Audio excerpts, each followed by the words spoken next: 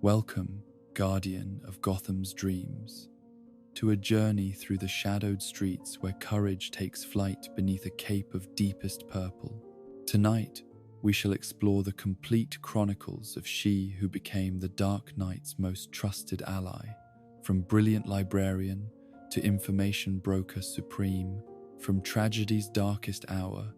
to triumph's brightest dawn. Let the gentle rhythm of heartbeats and the whisper of cape against wind carry you into peaceful slumber as we trace every thread of heroism that has defined Barbara Gordon. Close your eyes, protector of dreams, and let this tale of determination and resilience unfold like the pages of tomorrow's hope, written in starlight and perseverance.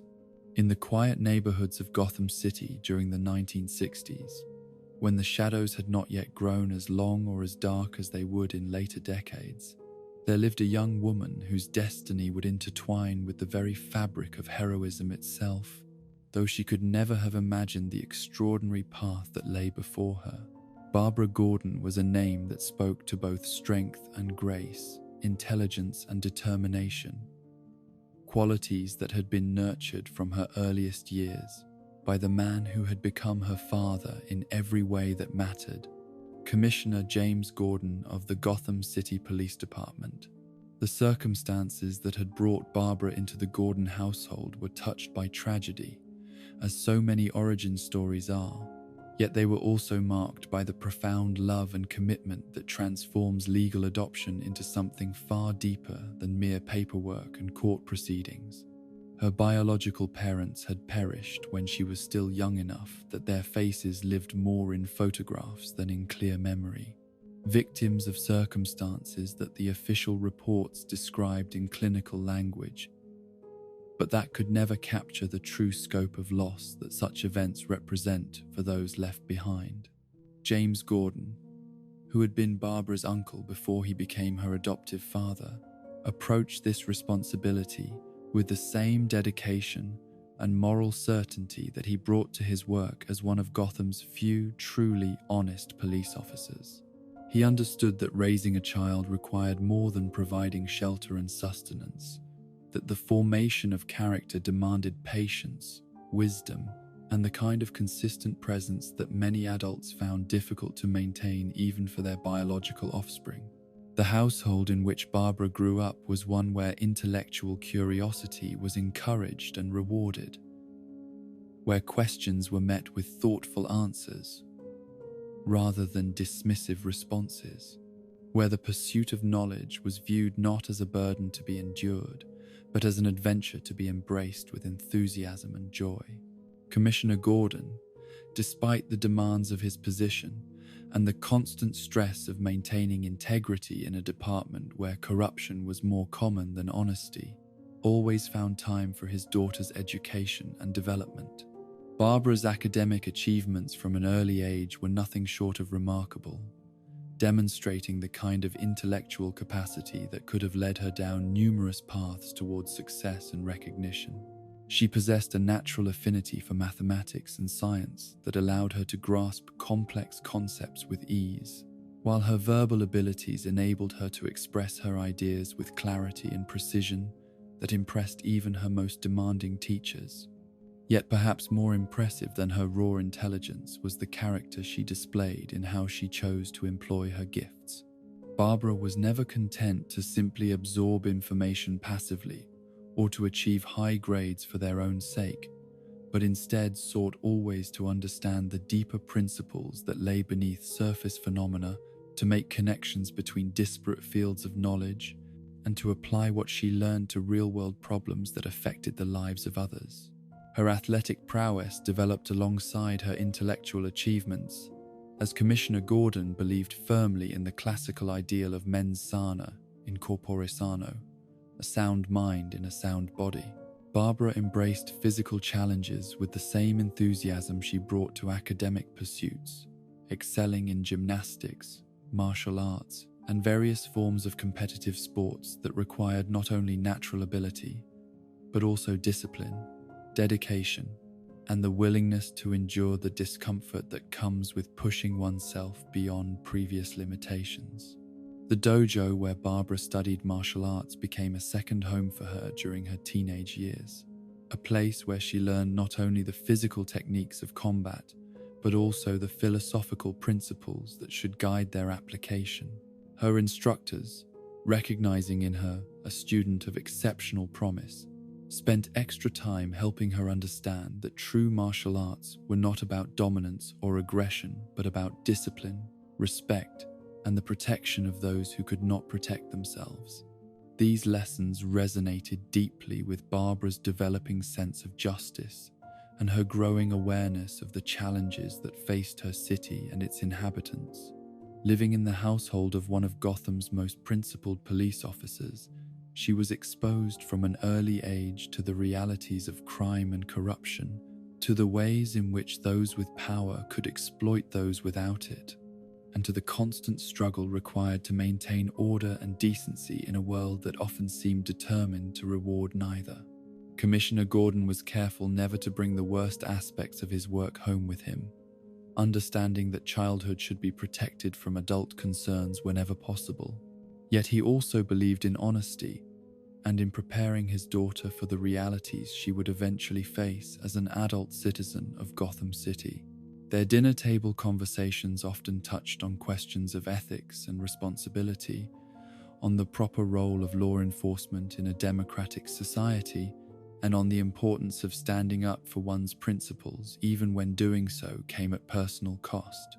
Barbara's career aspirations during her teenage years naturally gravitated toward law enforcement, influenced both by her father's example and by her own growing conviction that she wanted to dedicate her life to protecting others and serving the cause of justice. She understood that this path would not be easy, particularly for a woman in the 1960s when such careers were still viewed with skepticism by many, yet she was determined to prove through her achievements that gender should never be a barrier to serving one's community. The academic path she chose in preparation for this career was rigorous and demanding, requiring her to excel not only in traditional subjects, but also in areas that would prepare her for the unique challenges of police work. She studied psychology to better understand criminal behavior, criminology to learn about investigative techniques, and political science to grasp the broader social contexts in which law enforcement operated. Yet even as Barbara prepared for a conventional career in law enforcement, the extraordinary nature of life in Gotham City was beginning to make itself known in ways that would ultimately redirect her destiny toward paths she could never have anticipated. The emergence of the Batman during her teenage years created ripples throughout the city's criminal justice system, challenging traditional assumptions about the proper methods of fighting crime, while also inspiring both hope and concern among those committed to maintaining order through legal means. Commissioner Gordon's relationship with the Dark Knight was complex and evolving, marked by professional respect, tinged with concerns about vigilante justice, and the potential for well-intentioned actions to undermine the rule of law. Barbara observed these dynamics with fascination, recognizing in Batman's methods both impressive effectiveness and troubling questions about accountability and the proper limits of individual action in service of collective good. The fateful evening that would transform Barbara Gordon from aspiring police officer to costumed crime fighter began with circumstances so ordinary that no one could have predicted the extraordinary consequences that would follow. Bruce Wayne, the billionaire philanthropist whose public persona concealed his nocturnal activities as Gotham's protector, had organized a costume party at Wayne Manor, one of those social events that served multiple purposes while appearing to serve none beyond mere entertainment. Such gatherings were common among Gotham's elite, opportunities for networking and relationship building disguised as frivolous celebrations, yet they also provided cover for more serious activities when circumstances required discretion and privacy. Barbara had been invited not because of any particular social connection to Bruce Wayne, but rather as a courtesy extended to Commissioner Gordon's family, a gesture of respect for one of the few honest officials in the city's government. The decision to attend the party had not been made lightly, as Barbara was not particularly fond of such social gatherings and found the artificial conversations and performative friendliness that characterized them to be exhausting rather than entertaining. Yet Commissioner Gordon had suggested that networking with Gotham's influential citizens might prove valuable for her future career, and Barbara respected her father's wisdom enough to overcome her personal preferences in service of practical considerations. The costume she chose for the occasion was both practical and symbolic, reflecting her admiration for the Batman, while also demonstrating her own interpretation of what such a figure might represent. The outfit she assembled was not a precise copy of the Dark Knight's uniform, but rather her own variation on the theme, incorporating elements that reflected her personal style and the resources available to a college student, rather than a billionaire with access to advanced technology and unlimited funding. The purple and gold color scheme that would become Barbara's signature was chosen not for any deep symbolic meaning,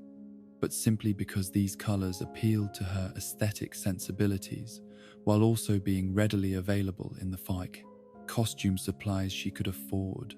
The cape was constructed from fabric purchased at a local craft store, while the mask was a simple design that concealed her identity without impeding her vision or movement. The utility belt that completed her costume was perhaps the most practical element of her ensemble,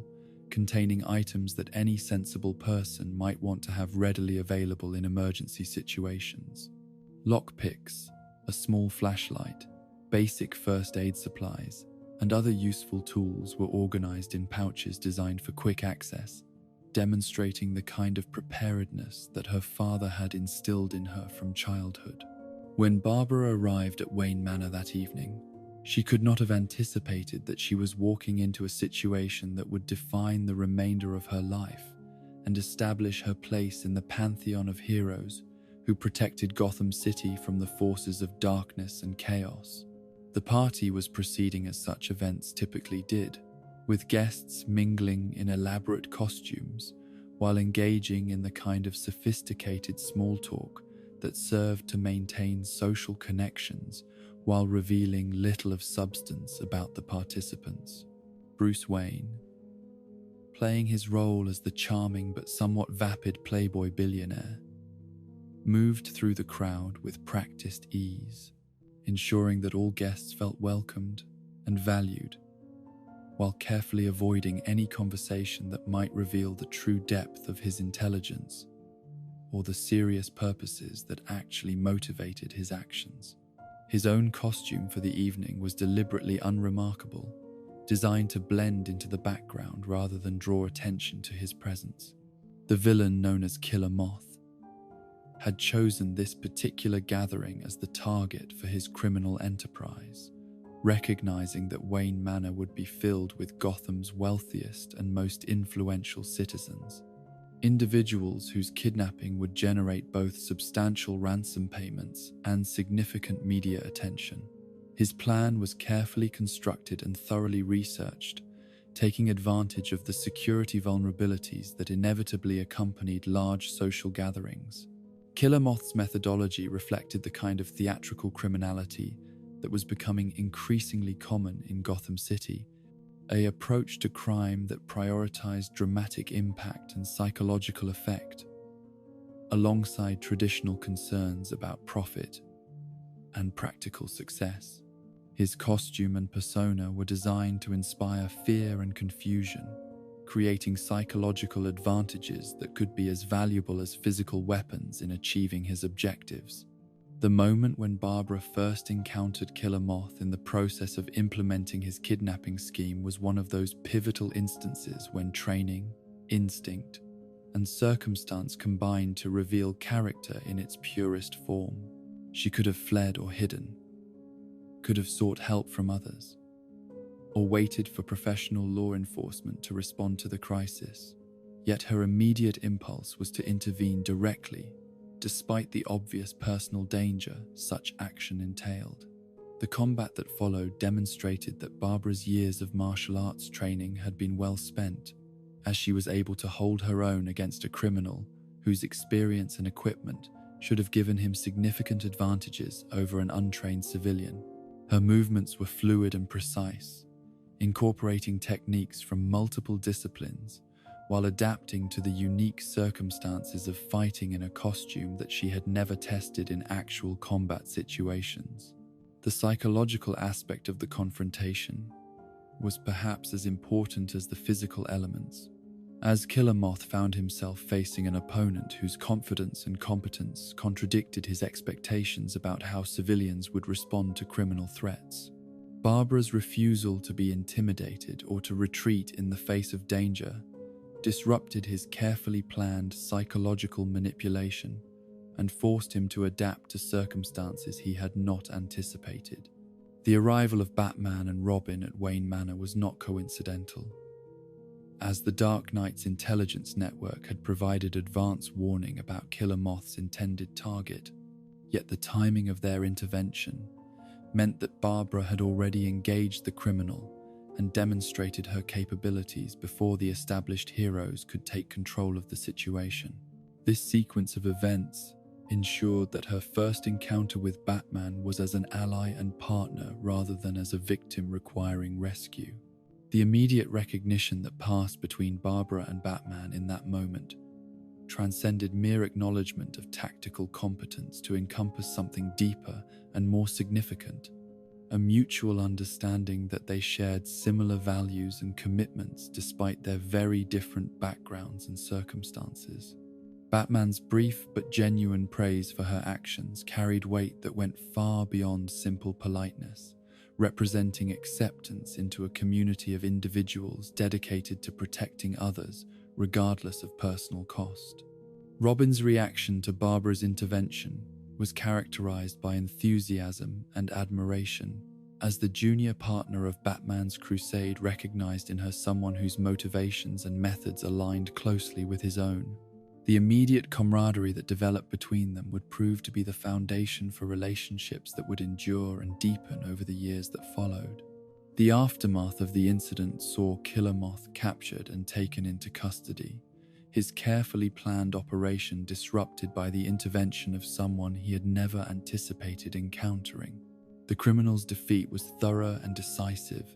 demonstrating that even experienced villains could be vulnerable when they encountered opponents whose capabilities and determination exceeded their expectations. Commissioner Gordon's response to learning about his daughter's involvement in the capture of Killer Moth was complex and multifaceted, reflecting his simultaneous pride in her courage and competence, alongside concern about the dangers she had exposed herself to through her actions. His experience as a law enforcement officer made him acutely aware of how quickly such situations could have gone wrong, while his love for Barbara made the thought of losing her almost unbearable. Yet beneath these concerns lay a deeper recognition that Barbara had revealed something fundamental about her character and her destiny,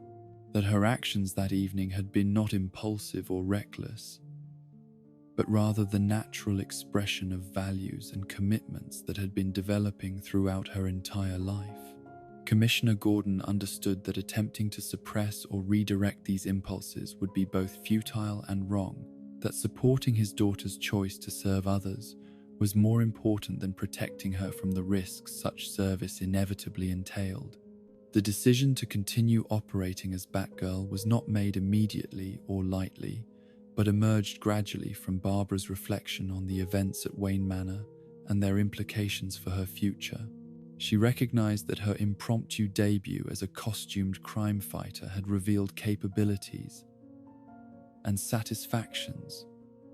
that conventional law enforcement might never provide, while also demonstrating that she possessed the physical skills and moral commitment necessary to succeed in such a role. The creation of a proper costume and equipment for her new identity required significant research, planning, and resource allocation, as Barbara understood that effective crime fighting demanded more than enthusiasm and good intentions. She studied the methods and technologies employed by established heroes, while also developing innovations that reflected her own particular strengths and preferences.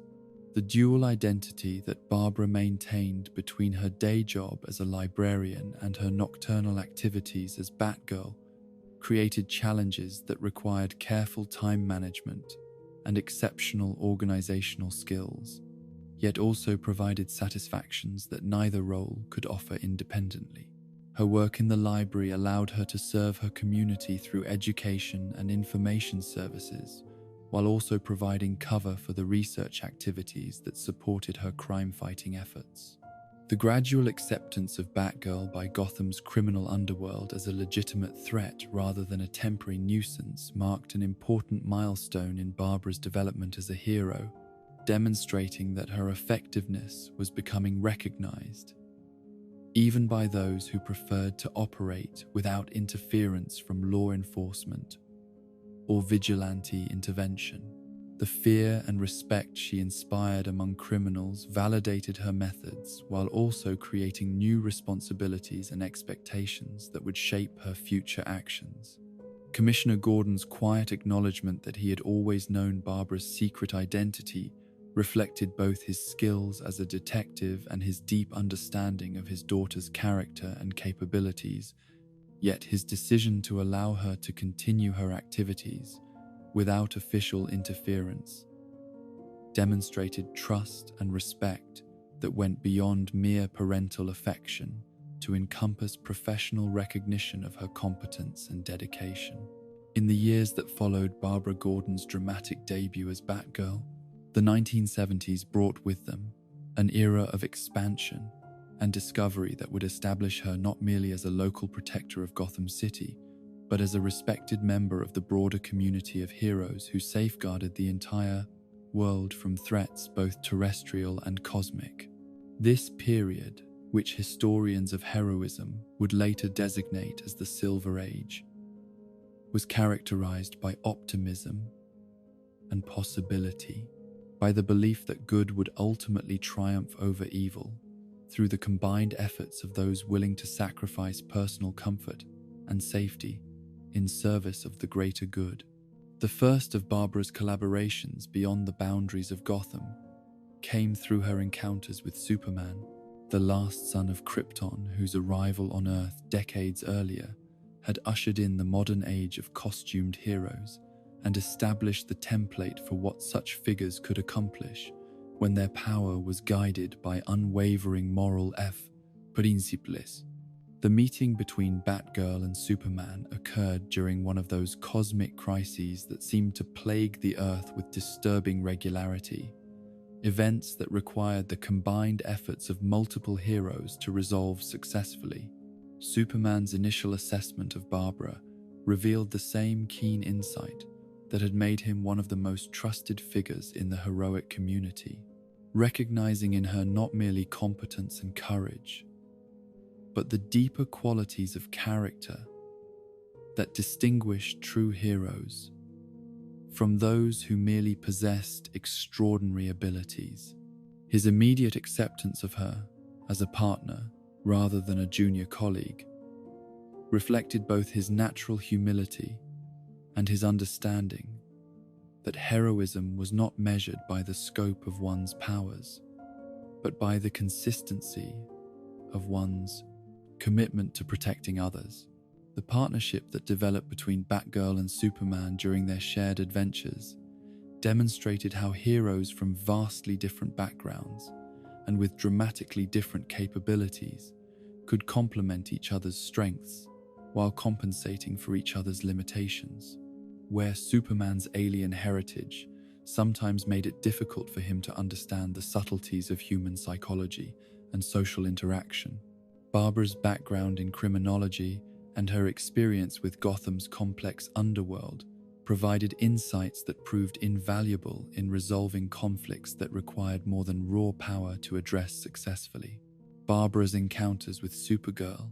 Superman's cousin and fellow survivor of Krypton's destruction, evolved into something deeper and more meaningful than mere professional collaboration. developing into a friendship that would sustain both women through challenges that tested not only their heroic capabilities, but their personal resilience and emotional strength. The bond between them was forged through shared experiences of being among the few women operating at the highest levels of the superhero community, understanding the unique pressures and expectations that came with breaking gender barriers in a field traditionally dominated by men. Kara Zor-El, known to the world as Supergirl, possessed powers that dwarfed those of most heroes. Yet, she also carried the burden of being one of the last remnants of an entire civilization, a responsibility that created psychological pressures that even her invulnerable physiology could not protect her from experiencing. Barbara's friendship provided Supergirl with something that no amount of power could generate: genuine human connection, and the understanding that came from someone who had also chosen to dedicate her life to protecting others, despite having the option to pursue safer and more conventional paths. The adventures that Barbara and Kara shared ranged from local threats that required subtle investigation and careful coordination, to cosmic dangers that tested the limits of their combined abilities and forced them to grow beyond what either could have achieved individually. Their partnership demonstrated that effective teamwork required not only compatible skills, but also mutual respect and the willingness to trust one's life to another person's judgment and capabilities. During this period, Barbara also found herself working alongside the Justice League of America, the premier superhero organization that brought together the most powerful and respected heroes of the era to address threats that exceeded the capabilities of any individual member. Her inclusion in League activities was neither automatic nor immediate, requiring her to prove herself through consistent demonstration of competence, reliability, and the kind of moral character that the organization's founders had established as essential criteria for membership. The Justice League's headquarters, located in a satellite orbiting high above the Earth, represented the pinnacle of heroic cooperation and technological achievement, a facility that enabled coordination between heroes operating across the globe while providing resources that no individual member could have assembled independently. Barbara's first visit to the satellite was a transformative experience that expanded her understanding of what heroism could accomplish when dedicated individuals pooled their resources and expertise in service of common goals. The meeting room where the Justice League conducted its strategic planning sessions became familiar territory for Barbara during this period, as her analytical skills and investigative experience proved valuable in assessing threats and developing response strategies that took advantage of each member's unique capabilities. Her contributions to these discussions were characterized by the same methodical approach that she brought to her solo activities, combined with an understanding of group dynamics that reflected her academic background and her experience working with various law enforcement agencies. Batman's presence within the Justice League created interesting dynamics for Barbara's participation in the organization's activities, as their shared connection to Gotham City and similar methodologies sometimes led to assumptions about their working relationship that did not always reflect the reality of their professional interactions. While Batman served as something of a mentor and ally, Barbara had established her own identity and reputation within the heroic community, earning recognition based on her individual achievements, rather than simply her association with the Dark Knight. The criminals and villains that Barbara encountered during her Justice League activities operated on scales that dwarfed the threats she typically faced during her solo patrols of Gotham City, requiring her to adapt her investigative techniques and combat strategies to address challenges that involved multiple cities, entire nations, or even threats to the planet itself. These experiences broadened her perspective on the nature of heroism, while also deepening her appreciation for the complexity of maintaining peace and justice in a world where the balance between order and chaos was constantly threatened by forces both human and alien. The technology that Barbara gained access to through her Justice League affiliations enabled significant upgrades to her equipment and methodology, as the organization's resources included scientific knowledge and technological capabilities that exceeded anything available through conventional channels. The improvements to her costume, communications equipment, and investigative tools during this period reflected not only technological advancement, but also her growing understanding of what was required to operate effectively at the highest levels of heroic activity. The training facilities available to Justice League members provided Barbara with opportunities to hone her skills alongside some of the most accomplished fighters and strategists in the world, enabling her to learn techniques and approaches that she could never have encountered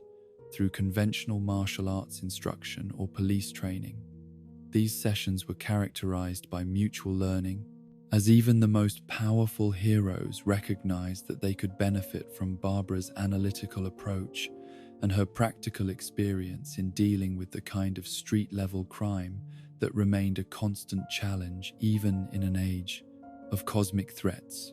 The friendship that Barbara developed with Wonder Woman during her Justice League activities was particularly significant, as Diana Prince represented a model of heroism that combined physical prowess with wisdom, compassion, and the kind of moral authority that came from centuries of experience in protecting others. Wonder Woman's guidance helped Barbara understand that true strength was not merely about the ability to defeat enemies, but about the wisdom to know when fighting was necessary and when other approaches might prove more effective. The Amazonian princess's perspective on the challenges facing women in the heroic community provided Barbara with insights that proved invaluable as she continued to establish her own reputation and define her role within the broader superhero community. Diana's encouragement and example demonstrated that gender need not be a limiting factor for those with the determination and capability to serve others, while also acknowledging the reality that societal expectations and prejudices created additional obstacles that had to be navigated carefully and strategically. The cosmic threats that the Justice League regularly faced during this period required Barbara to expand her understanding of the universe beyond the terrestrial concerns that had previously defined her worldview, learning about alien civilizations, interdimensional dangers, and the complex political relationships that existed between Earth and its cosmic neighbors. These experiences challenged her assumptions about the nature of conflict and the sources of evil, while also revealing the universal principles that guided heroic behavior, regardless of species or planet of origin. The investigation of alien criminal organizations required Barbara to develop new methodologies that could account for different biological capabilities, technological resources, and cultural assumptions about law and order. Her success in adapting her detective skills to these exotic circumstances demonstrated the flexibility and intellectual rigor that would serve her well throughout her heroic career, while also establishing her reputation as someone who could be relied upon to find solutions to problems that seemed to defy conventional analysis. The temporal anomalies and time travel incidents that periodically affected the Justice League's operations provided Barbara with unique opportunities to observe how her methods and principles might apply under radically different circumstances, including encounters with alternate versions of herself and her colleagues from parallel dimensions or different time periods. These experiences deepened her understanding of the fundamental nature of heroism, while also reinforcing her commitment to the values that guided her actions regardless of external circumstances. The relationship between Barbara's Justice League activities and her ongoing commitment to protecting Gotham City required careful balance and time management, as she refused to allow her cosmic responsibilities to diminish her attention to the local problems that had originally motivated her to become a hero. This dedication to maintaining her connection to street-level crime fighting reflected her understanding that heroism was not about the scope of one's activities, but about the consistency of one's commitment to protecting those who could not protect themselves. The evolution of Barbara's fighting style during this period reflected her exposure to combat techniques from across the galaxy and throughout history, as her Justice League activities brought her into contact with warriors and strategists from civilizations whose martial traditions had developed along entirely different evolutionary paths. The integration of these diverse influences into her existing skill set created a hybrid fighting style that was uniquely her own while also being highly effective against the wide variety of opponents she might encounter.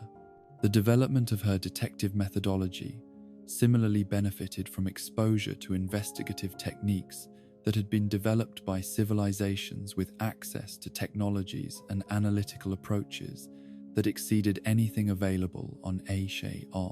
Earth. The combination of human intuition and insight with alien logical frameworks and technological capabilities created investigative capabilities that proved valuable,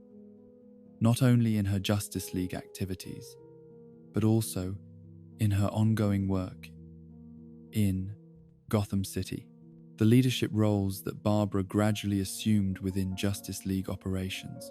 reflected the recognition by her colleagues that her analytical skills and strategic thinking made her particularly well suited to coordinating complex operations that required careful planning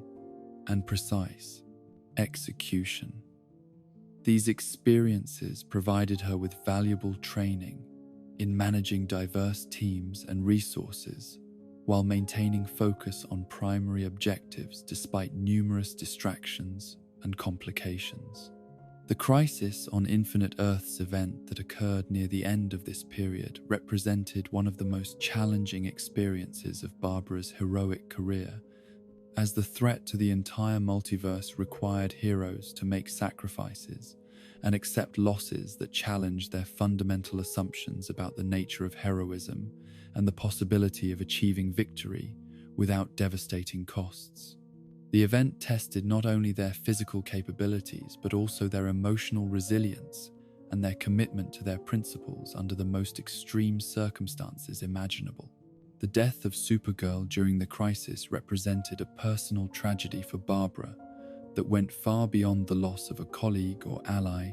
as Kara had become one of her closest friends and a source of support and understanding that could not easily be replaced.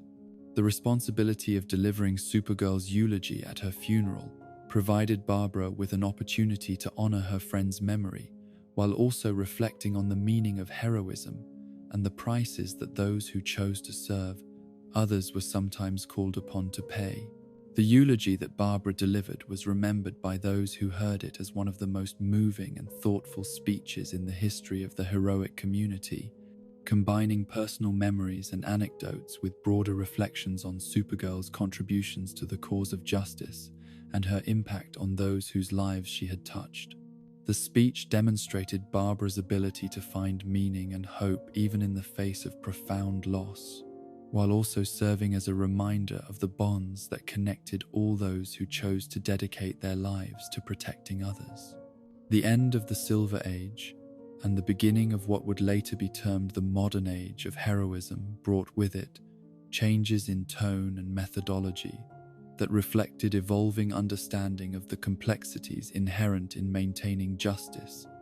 and order in an increasingly complicated world. The optimism and clear moral distinctions that had characterized the earlier period gave way to more nuanced approaches that acknowledged the ambiguities and moral complexities that heroes regularly encountered in their efforts to protect society from various threats. Barbara's adaptation to these changing circumstances demonstrated the flexibility and intellectual growth that had always characterized her approach to heroism, as she recognized that effective protection of innocent life required constant evolution and refinement of methods and principles to address new forms of threats and challenges. Her willingness to embrace change while maintaining consistency in her core values provided a model for other heroes who were struggling to adapt to the new realities of their chosen profession. The foundation that Barbara's experiences during the Silver Age provided for her subsequent development as a hero cannot be overstated, as the relationships she formed, the skills she developed, and the perspective she gained during this period would prove invaluable during the darker and more challenging times that lay ahead. The confidence and competence she displayed during her Justice League activities established her reputation within the heroic community, while also providing her with the resources and connections that would prove essential during later crises. The transition from this period of growth and expansion to the trials that would follow demonstrated both the strengths that Barbara had developed and the limitations that she would need to overcome,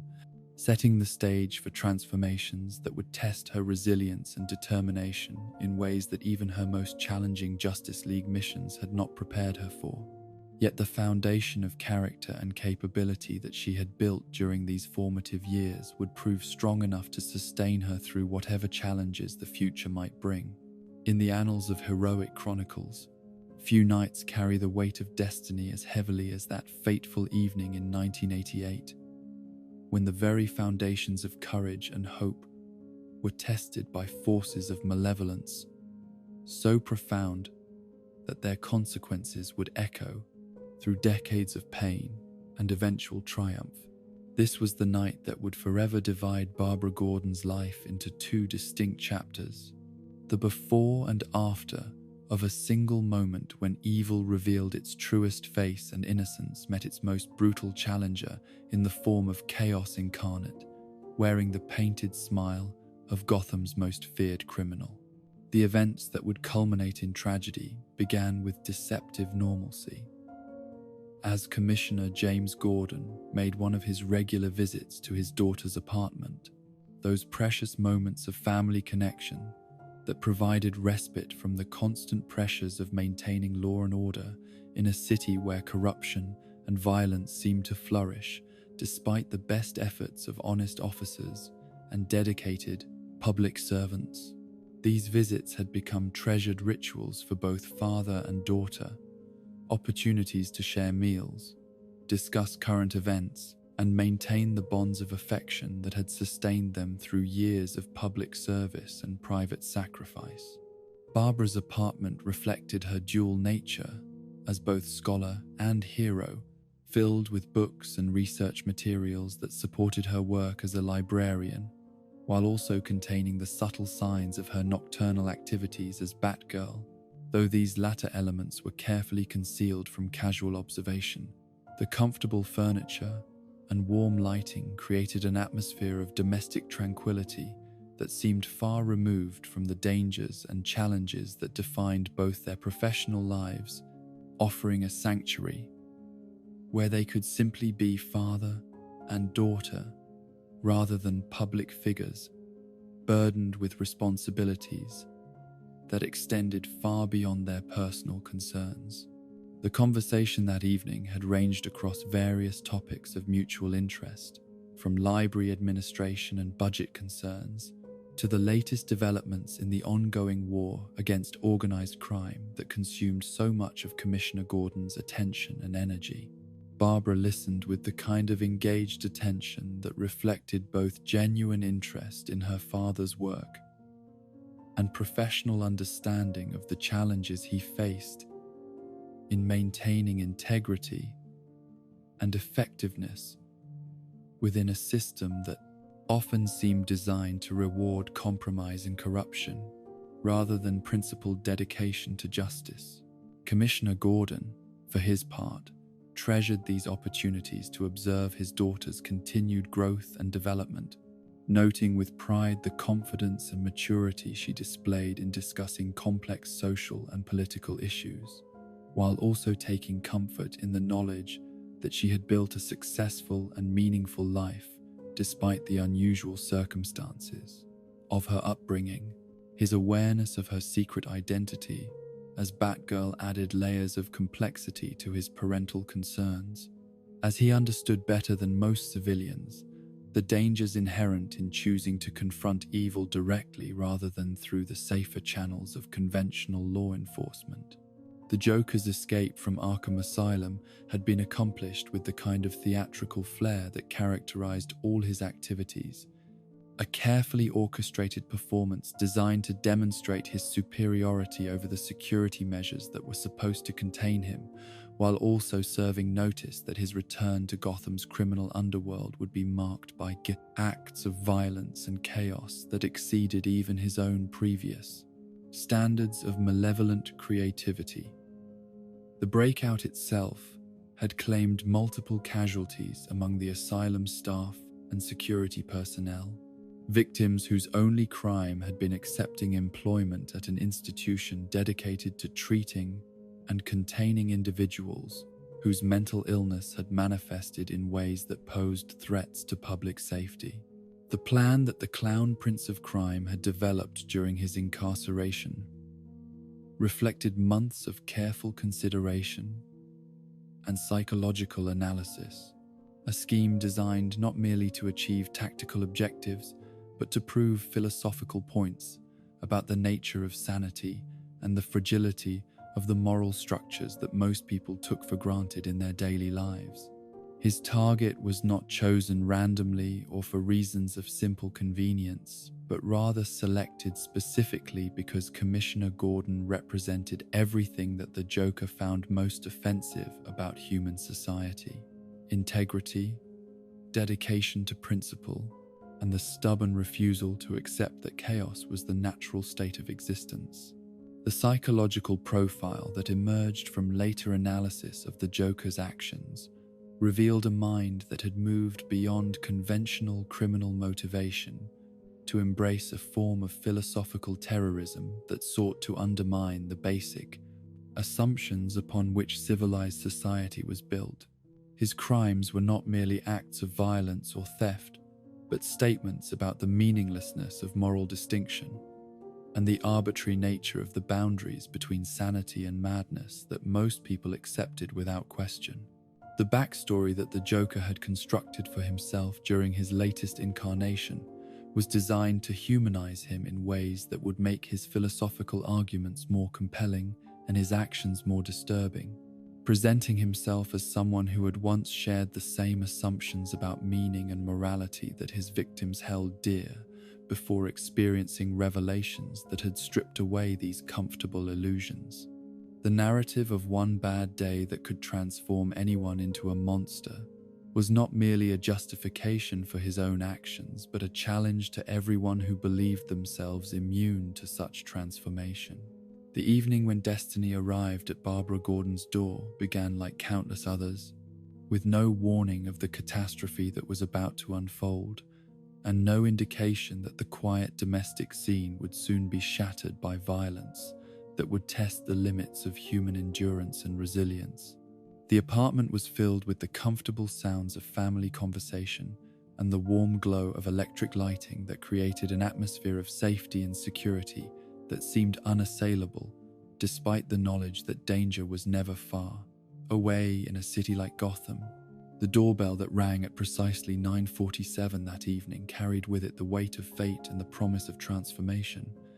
Though neither Barbara nor her father could have anticipated the nature of the visitor who awaited them, or the consequences that would flow from the simple act of answering that summons. The sound was ordinary and unthreatening, the kind of everyday occurrence that might herald the arrival of a neighbor seeking assistance or a delivery person completing their rounds. Yet it would mark the moment when ordinary life gave way to extraordinary suffering. Barbara's decision to answer the door herself was motivated by nothing more than courtesy and the natural impulse to spare her father the inconvenience of interrupting his relaxation, a small gesture of consideration that would carry consequences far beyond anything that such a minor choice should reasonably entail. Her approach to the door was unhurried and casual, reflecting the assumption that whatever awaited her on the other side would be manageable through normal social interaction and conventional politeness.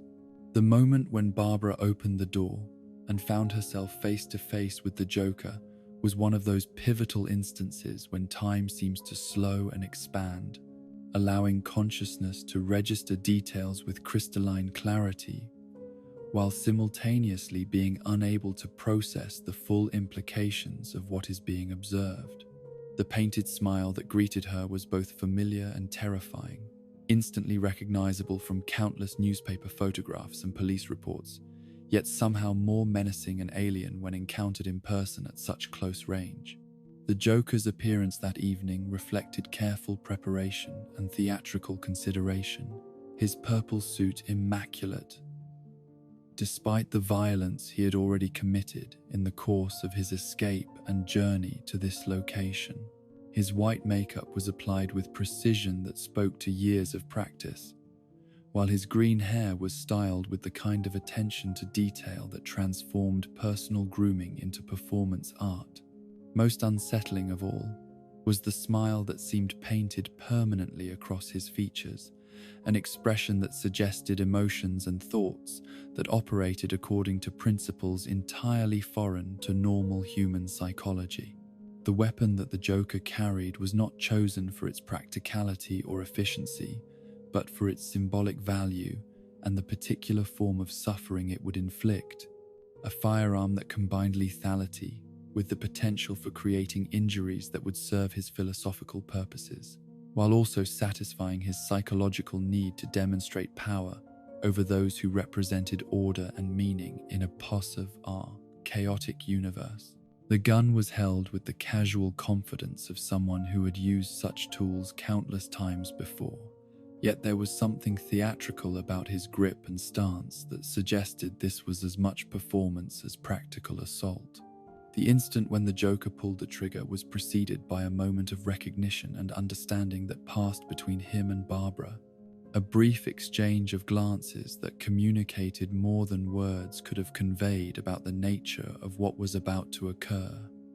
and the reasons that had driven him to this particular act of violence. In that fraction of a second, both participants understood that this was not merely a random crime or an act of passion, but a carefully planned assault on the very concept of heroism and the people who chose to embody it. The bullet that tore through Barbara's abdomen was fired from close range with deadly precision, its trajectory calculated to cause maximum damage while ensuring that death would not be immediate, allowing time for the psychological torment that represented the true purpose of the attack.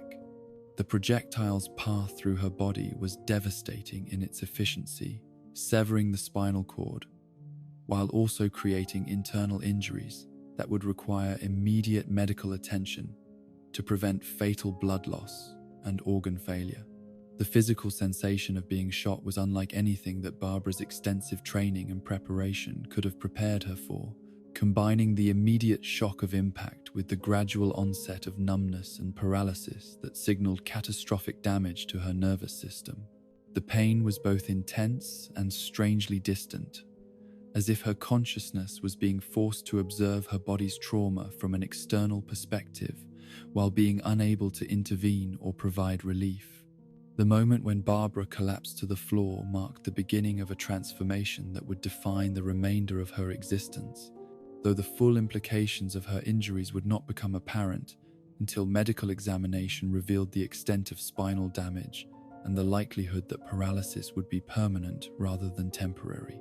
The blood that spread beneath her created a stark visual reminder of vulnerability and mortality that contradicted everything her heroic career had taught her about the possibility of emerging victorious from conflicts with evil. Commissioner Gordon's reaction to seeing his daughter shot was a mixture of parental horror and professional training, his immediate impulse being to provide aid and comfort while also assessing the tactical situation and seeking opportunities to protect them both from further harm. His years of police experience had exposed him to countless scenes of violence and suffering, yet nothing could have prepared him for witnessing such brutality directed against the person he loved most in the world. The Joker's subsequent actions revealed the full scope of his malevolent intentions, as the shooting had been merely the opening act in a performance designed to explore the relationship between physical violence and psychological destruction. His removal of Barbara's clothing and the photographs he took were not motivated by conventional criminal impulses, but represented deliberate attempts to strip away dignity and humanity in service of proving points about the palm, meaninglessness of virtue, and the arbitrary nature of the respect that society accorded to its heroes and protectors. The camera that the Joker used to document Barbara's suffering was itself a weapon as potent as the gun that had caused her physical injuries, creating images that would serve as instruments of torture against both Barbara herself and her father, transforming private pain into public humiliation, while also providing evidence of the Joker's power over those who had dared to oppose him. The photographs were taken with artistic care and attention to composition, reflecting the Joker's understanding that effective psychological warfare required not merely inflicting suffering, but also creating lasting reminders of that suffering that could be used to maintain control and dominance. The transportation of Commissioner Gordon to the abandoned amusement park, where the Joker had established his base of operations for this particular scheme, represented the next phase in a carefully orchestrated campaign of terror designed to prove that anyone could be driven to madness if subjected to sufficient pressure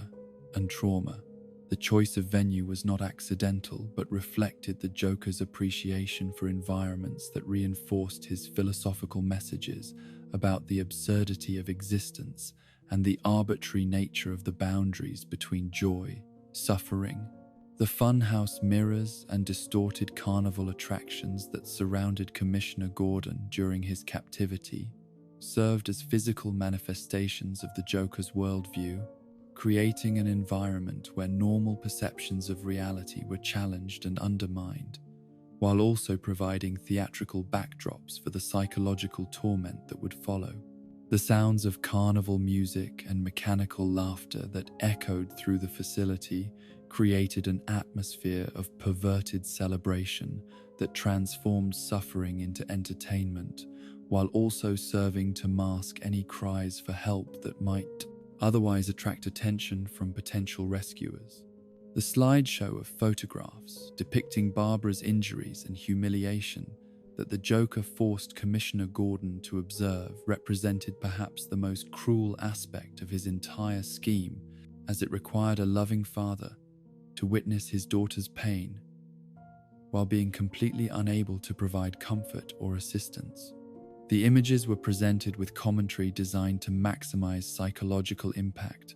while also advancing the Joker's philosophical arguments about the meaninglessness of moral distinction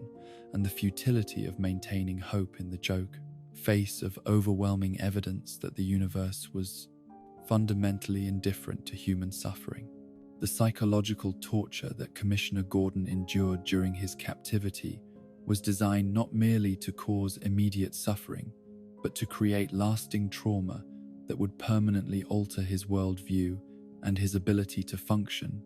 effectively as a representative of law and order. The Joker's methods combined physical discomfort with emotional assault, using sleep deprivation, sensory overload, and constant exposure to disturbing imagery to break down the mental defenses that had sustained the Commissioner throughout his career in law enforcement. The arrival of Batman at the amusement park was both inevitable and precisely what the Joker had planned for, as the confrontation between the Dark Knight and the Clown Prince of Crime represented the ultimate test of the philosophical principles that had motivated this entire elaborate scheme. The Joker's challenge to Batman was not merely physical but intellectual and moral, requiring the hero to choose between maintaining his principles and accepting the kind of permanent solution to the Joker's threat that many believed was the only way to protect innocent lives from future attacks. The condition in which Batman found Commissioner Gordon reflected the effectiveness of the Joker's psychological warfare techniques, as the normally resolute police official had been reduced to a state of near collapse that called into question his ability to continue functioning in his demanding role as one of Gotham's primary defenders against criminal activity. The sight of this pillar of integrity and strength brought so low served as powerful evidence for the Joker's arguments about the fragility of sanity and the ease with which even the strongest minds could be broken under sufficient pressure. The discovery of Barbara's condition at the hospital where she had been taken by paramedics revealed the full extent of the physical damage that the Joker's attack had inflicted, as medical examination confirmed that the bullet had severed her spinal cord in a location that made recovery of sensation and mobility below the point of injury extremely unlikely. The prognosis delivered by her physicians was delivered with professional compassion but clinical honesty, acknowledging that while her life had been saved through prompt medical intervention, the paralysis she was experiencing would almost certainly be permanent. The psychological impact of learning about her condition was in some ways more devastating than the physical trauma itself,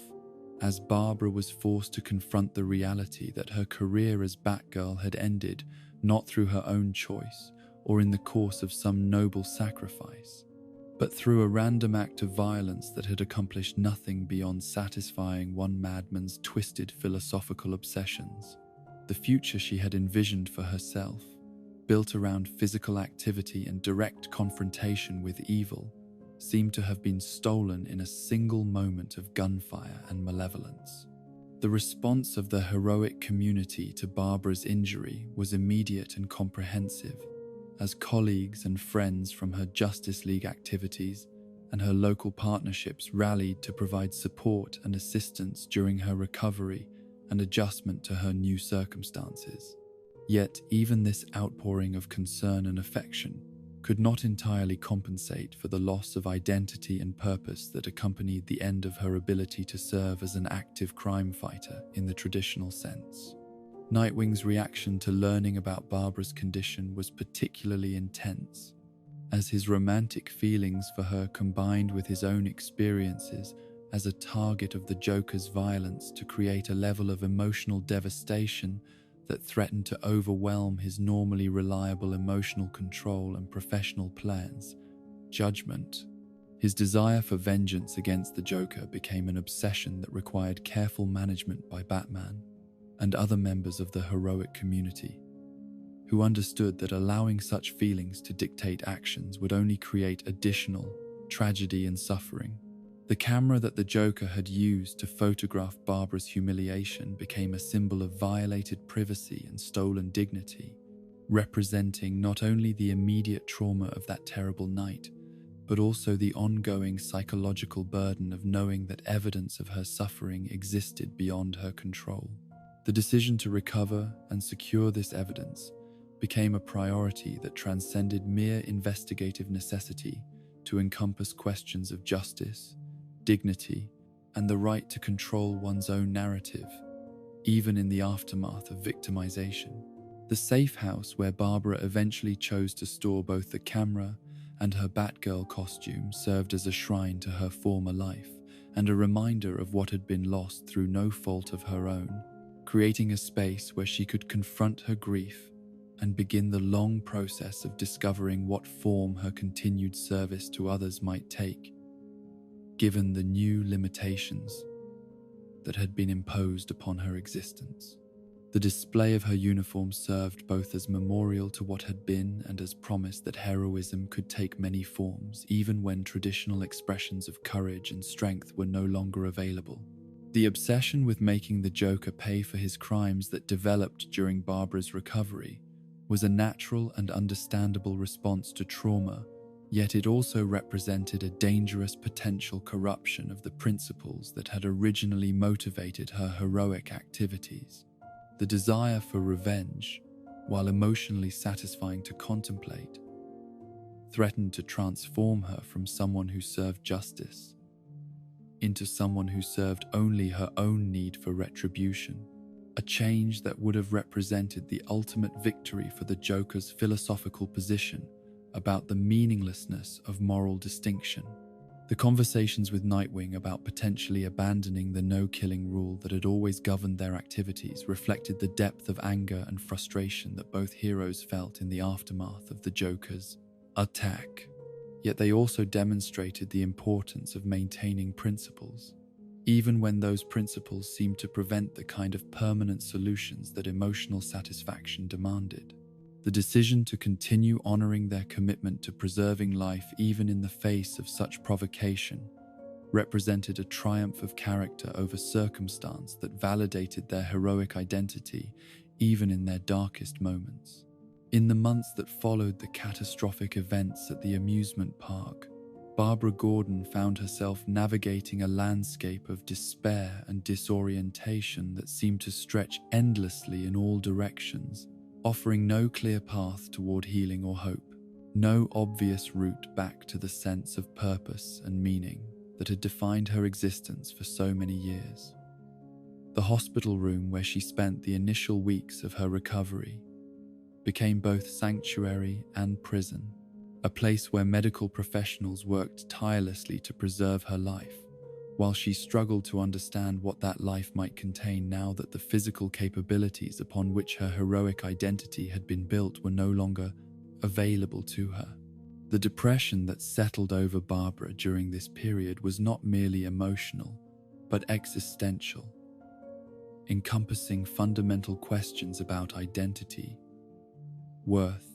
and the meaning of existence when the activities and relationships that had previously provided structure and purpose were no longer accessible through traditional means.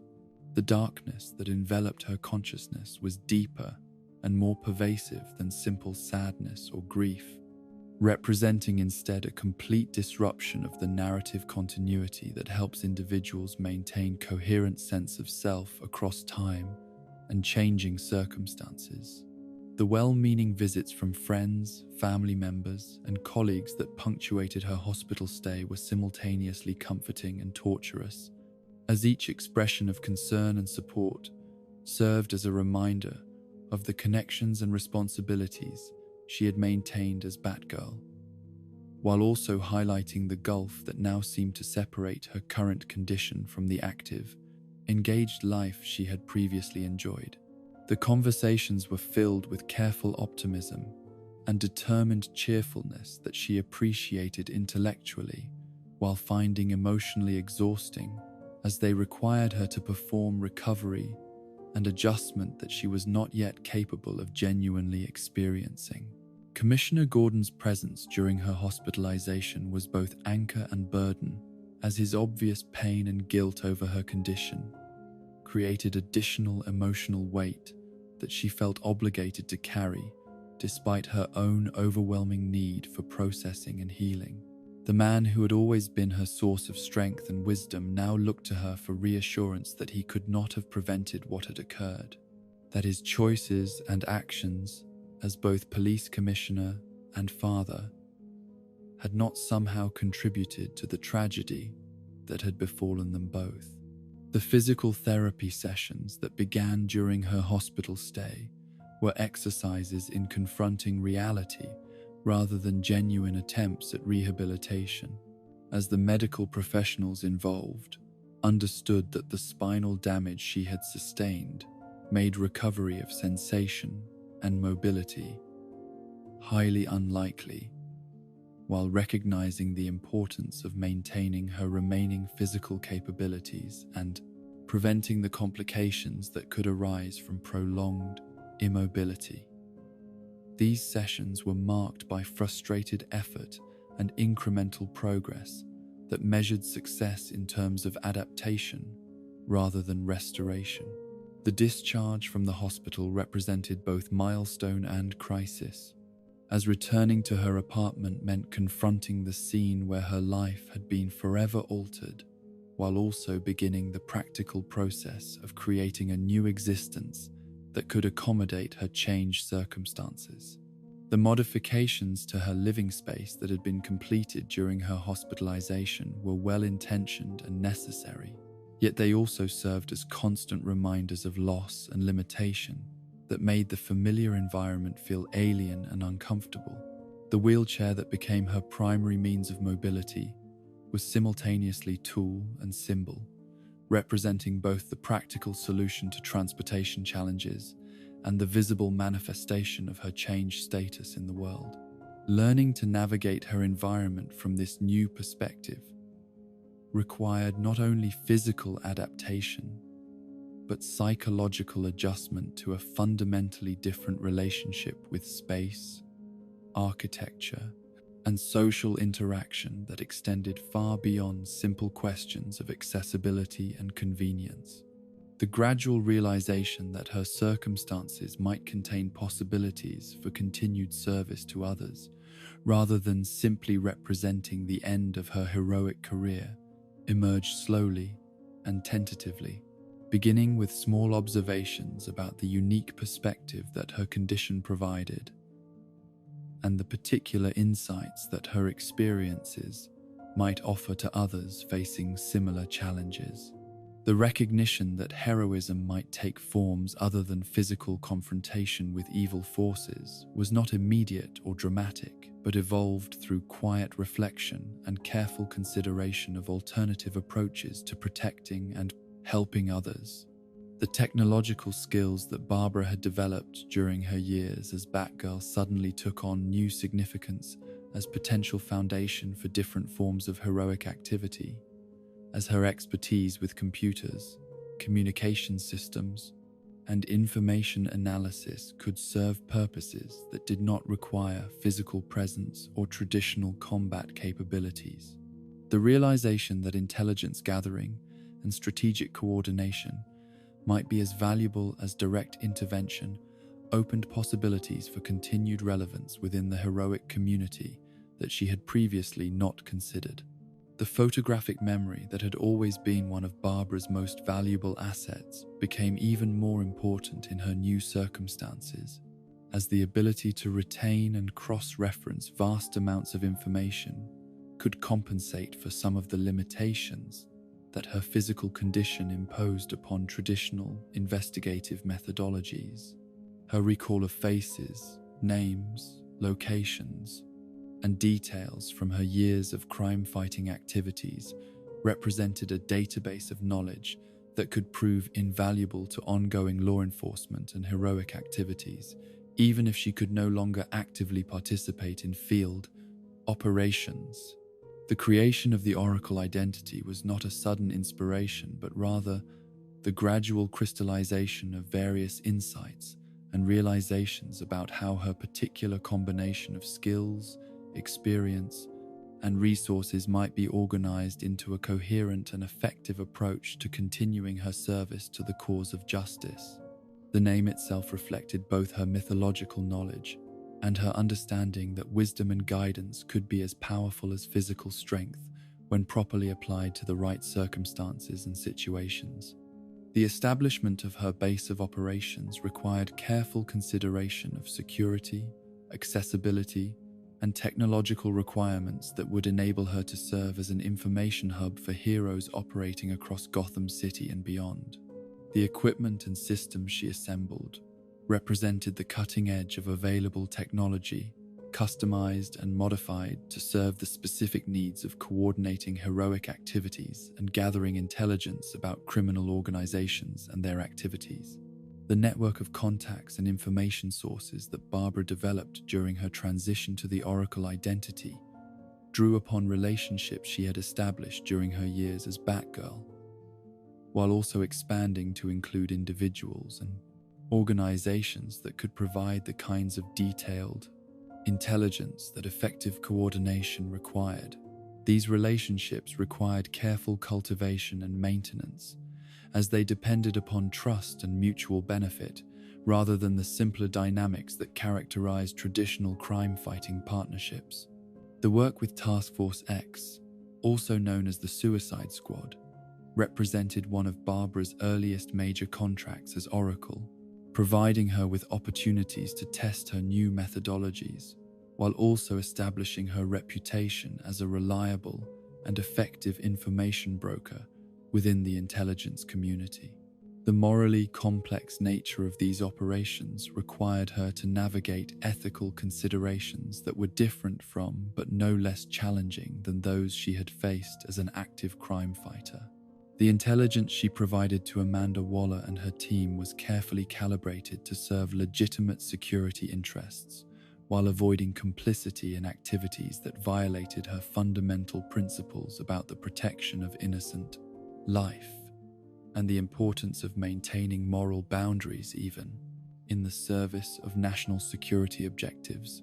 The relationship required constant vigilance to ensure that her assistance did not contribute to outcomes that contradicted the values that had originally motivated her heroic career. The expansion of her services to include heroes from across the DC universe transformed Oracle from a local resource to an essential component of the broader superhero community's infrastructure, as her ability to coordinate information and provide tactical support became increasingly valuable to individuals and teams operating in different locations and facing diverse types of threats. The trust that these heroes placed in her judgment and discretion represented both validation of her new approach to heroism and responsibility for maintaining the security and effectiveness of their operations. The training in martial arts that Barbara undertook while confined to her wheelchair was motivated by both practical and psychological considerations, as she understood that her new role might occasionally require her to defend herself while also recognizing the importance of maintaining physical conditioning and combat readiness as components of her overall identity as a protector of others. The adaptation of traditional fighting techniques to accommodate her changed circumstances required creativity and determination that reflected her refusal to accept limitations as permanent barriers to continued growth and development. The specialized weapons and defensive tools that she developed during this period were designed to maximize her effectiveness in combat situations, while also serving the practical requirements of self-defense and protection of her base of operations. The batons that became her signature weapons could be deployed from her seated position with devastating effect, while their design incorporated technological enhancements that provided capabilities beyond those of traditional martial arts implements. The role that Oracle played in clearing Batman's name during various crises and controversies demonstrated the value of her information gathering and analysis capabilities, while also highlighting the unique perspective that her position outside traditional law enforcement structures provided. Her ability to access and cross-reference information from multiple sources enabled her to identify patterns and connections that might have been missed by investigators who were constrained by jurisdictional boundaries and procedural requirements. The induction into the Justice League that recognized Oracle's contributions to the heroic community represented both personal validation and professional milestone, acknowledging that her new form of heroism was as legitimate and valuable as the more traditional approaches that had previously defined her career. The ceremony was particularly meaningful because it demonstrated that heroism was measured by impact and dedication, rather than by adherence to conventional expectations about what constituted appropriate superhero activity. The responsibility that came with Justice League membership required Barbara to expand her operations and resources to serve global rather than merely local needs, as the threats that the League faced often transcended national boundaries and required coordination between heroes operating in different countries and under different legal frameworks. The challenge of maintaining security and effectiveness while operating at this expanded scale tested her organizational and technological capabilities in ways that prepared her for even greater responsibilities in the future. The development of artificial intelligence systems and automated monitoring protocols that supported Oracle's operations represented the cutting edge of what was possible with available technology, as Barbara recognized that serving the entire superhero community would require capabilities that exceeded what any individual could provide through manual effort alone. These systems were designed with multiple redundancies and security measures to prevent unauthorized access, while also ensuring that critical information could be delivered to the appropriate recipients, even if she was unable to personally oversee all operations. The psychological adjustment to her new role and identity was gradual and sometimes difficult, as Barbara had to reconcile her self-image as someone who confronted evil directly with her new reality, as someone who served justice through indirect but equally important means. The satisfaction that came from successful coordination of heroic activities and the prevention of disasters through timely intelligence was different from, but ultimately as fulfilling as the more immediate gratification that had characterized her previous career as Batgirl. The relationship with the broader Gotham City law enforcement community evolved during this period, as Oracle's information sharing and tactical support proved valuable to honest officers, while also helping to identify and expose corruption within the department. The careful balance required to maintain these relationships without compromising her independence or her commitment to methods that sometimes operated outside legal boundaries reflected the complex ethical landscape that characterized all aspects of her new career.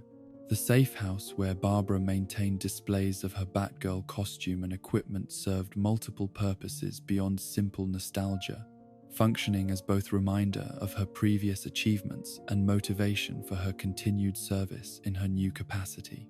The preservation of these artifacts represented acknowledgement of her past,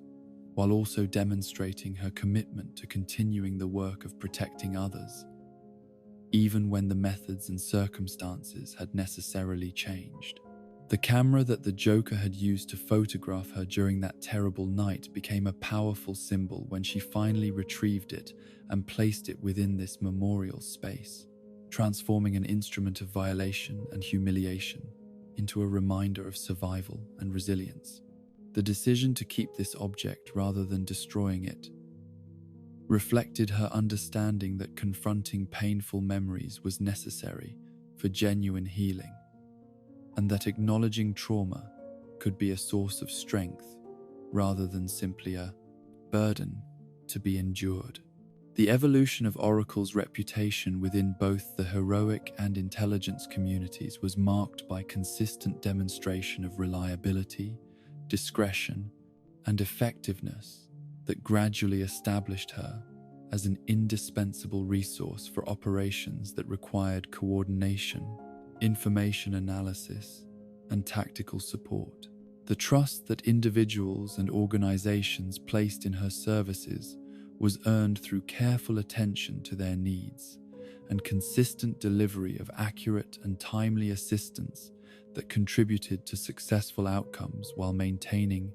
appropriate security and confidentiality. The network effects that began to emerge as Oracle's services became more widely known and utilized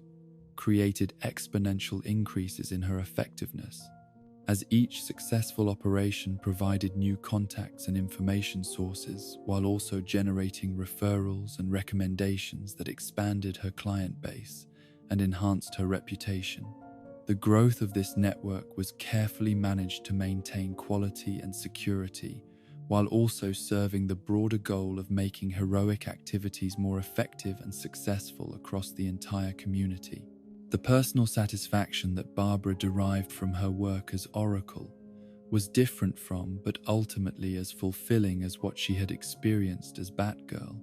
as the knowledge that her intelligence and analysis were contributing to the protection of innocent life and the advancement of justice provided the sense of purpose and meaning that had always motivated her heroic activities. The recognition that heroism could take many forms,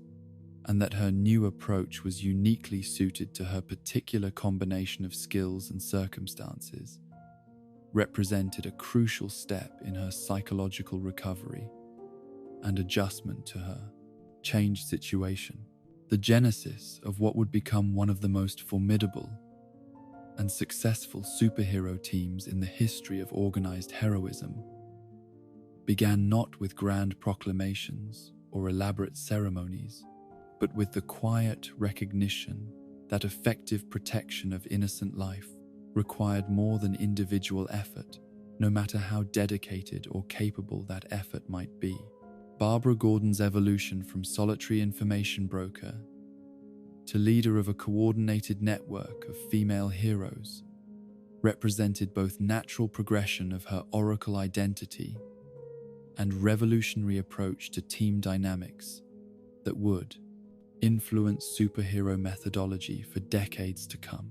The concept of birds of prey emerged from Barbara's growing understanding that the intelligence and coordination services she provided as Oracle could be exponentially more effective when combined with field operatives who shared her commitment to justice while possessing the physical capabilities that her condition no longer permitted her to deploy directly. The team structure she envisioned would blend her technological and analytical strengths with the diverse combat skills and specialized abilities of carefully selected partners who could serve as her eyes, hands, and voice in situations that required direct intervention. The selection of team members for this unprecedented organization required careful consideration of multiple factors beyond simple combat effectiveness, as Barbara understood that successful coordination between individuals operating in high-stress situations demanded not only compatible skills, but also compatible personalities, values, and approaches to problem solving. The psychological profiles she developed for potential recruits reflected the same methodical thoroughness that characterized all aspects of her Oracle operations, incorporating assessments of emotional stability, moral consistency, and capacity for growth that would enable long-term collaboration. The initial attempt to recruit Power Girl as the field component of Oracle's operations had seemed logical on paper, as Karen Starr possessed impressive physical capabilities alongside the kind of independent spirit that Barbara believed would make her an ideal partner for unconventional heroic activities. The Kryptonian strength and invulnerability would have provided solutions to many of the tactical challenges that Oracle's missions were likely to encounter, while her experience with both solo operations and team dynamics suggested that she could adapt to the unique requirements of serving as Oracle's primary field agent. Yet, the practical reality of working with Power Girl revealed fundamental incompatibilities that went beyond mere personality differences to encompass completely different philosophies about the proper conduct of heroic activities and the proper, appropriate relationship between field operatives and support personnel. Karen's approach to problem-solving favored direct confrontation and overwhelming force, methodologies that frequently conflicted with Oracle's preference for subtlety, precision, and minimal collateral damage in achieving mission objectives. The communication difficulties that arose during their brief partnership reflected deeper issues about authority, autonomy, and the proper balance between field initiative and centralized coordination that would continue to influence Barbara's approach to team leadership throughout her subsequent career. Power Girl's resistance to detailed tactical guidance and her tendency to improvise solutions that departed significantly from established mission parameters created operational challenges that threatened to undermine the effectiveness of Oracle's carefully planned strategies. The decision to end the partnership with Power Girl was mutual and amicable, reflecting recognition by both women that their different strengths and preferences made them better suited to different types of heroic activities, rather than representing any fundamental judgment about competence or character. The experience provided Barbara with valuable insights about team dynamics and the importance of thorough evaluation during recruitment processes, lessons that would prove essential in identifying more compatible partners for future operations. The recruitment of Dinah Lance, known to the heroic community as Black Canary, represented a turning point in Oracle's development as both coordinator and leader, as the partnership that emerged between them would establish the template for all subsequent Birds of Prey operations, while also creating one of the most significant friendships in the history of organized heroism. Dinah's combination of physical prowess, tactical intelligence, and moral consistency made her an ideal field operative for Oracle's sophisticated missions, while her experience with both solo activities and team leadership provided perspective that complemented Barbara's analytical approach. Black Canary's signature ability, the ultrasonic scream that could disorient opponents or shatter objects with precisely controlled frequency and intensity, offered tactical options that were both powerful and versatile, capable of serving defensive, offensive, and utility functions depending upon mission requirements. The Canary Cry was particularly valuable for Oracle's operations because its non-lethal nature aligned with Barbara's commitment to minimizing casualties, while its effectiveness against multiple opponents simultaneously made it ideal for situations where numerical superiority might otherwise pose insurmountable challenges. The early missions that Oracle and Black Canary undertook together were designed to test their operational compatibility,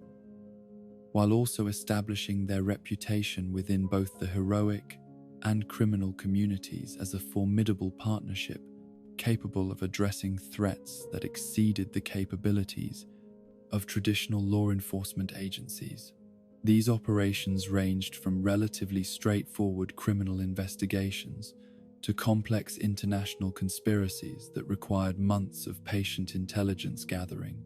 followed by precisely coordinated interventions. The professional relationship between Oracle and Black Canary was initially characterized by a degree of formality and mutual evaluation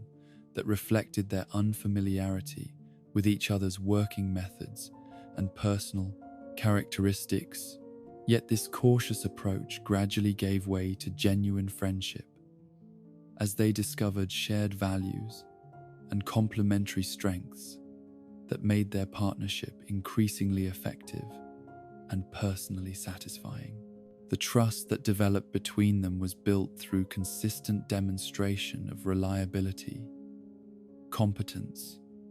and commitment to their common goals.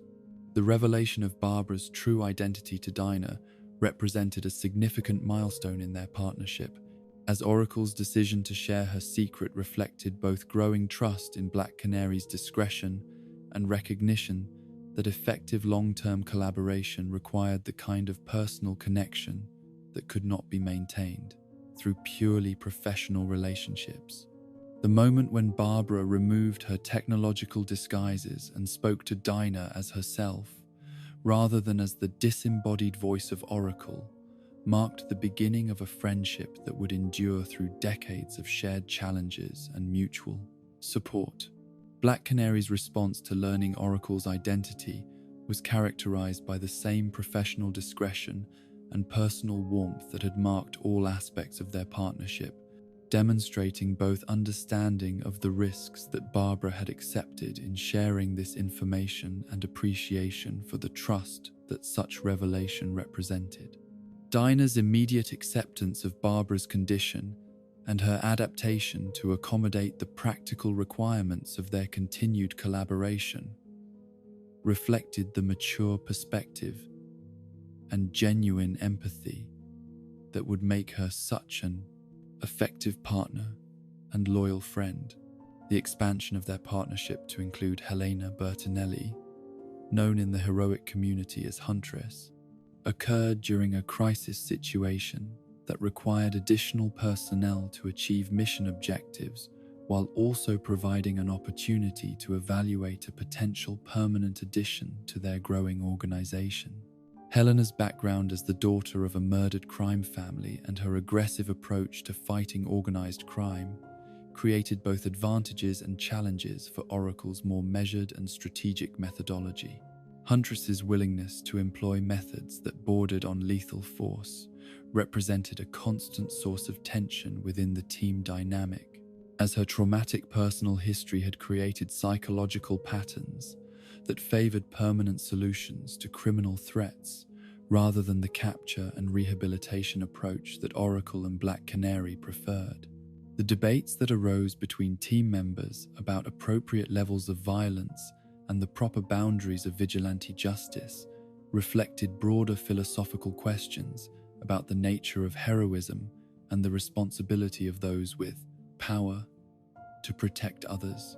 The rescue mission that brought Huntress into the Birds of Prey organization occurred when Black Canary found herself trapped by criminals whose resources and capabilities exceeded what she could handle independently, creating an emergency situation that required immediate intervention.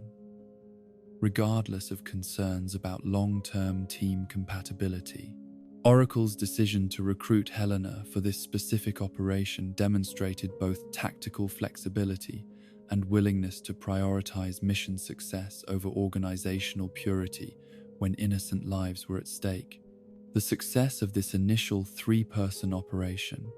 established the basic template for Birds of Prey activities that would persist throughout numerous changes in membership and mission focus. Combining Oracle's intelligence and coordination capabilities with Black Canary's leadership and sonic powers, alongside Huntress's aggressive tactics and specialized knowledge of organized crime operations. The dynamic between these three women created a balanced approach to heroic activities that incorporated multiple perspectives and methodologies while maintaining focus on their common goals. The gradual growth of the Birds of Prey roster reflected both the success of their early operations and Oracle's recognition that different types of missions required different combinations of skills and capabilities that no single team configuration could provide effectively. The addition of new members was always carefully considered and thoroughly evaluated, as Barbara understood that team chemistry was as important as individual competence in determining operational effectiveness and long-term sustainability.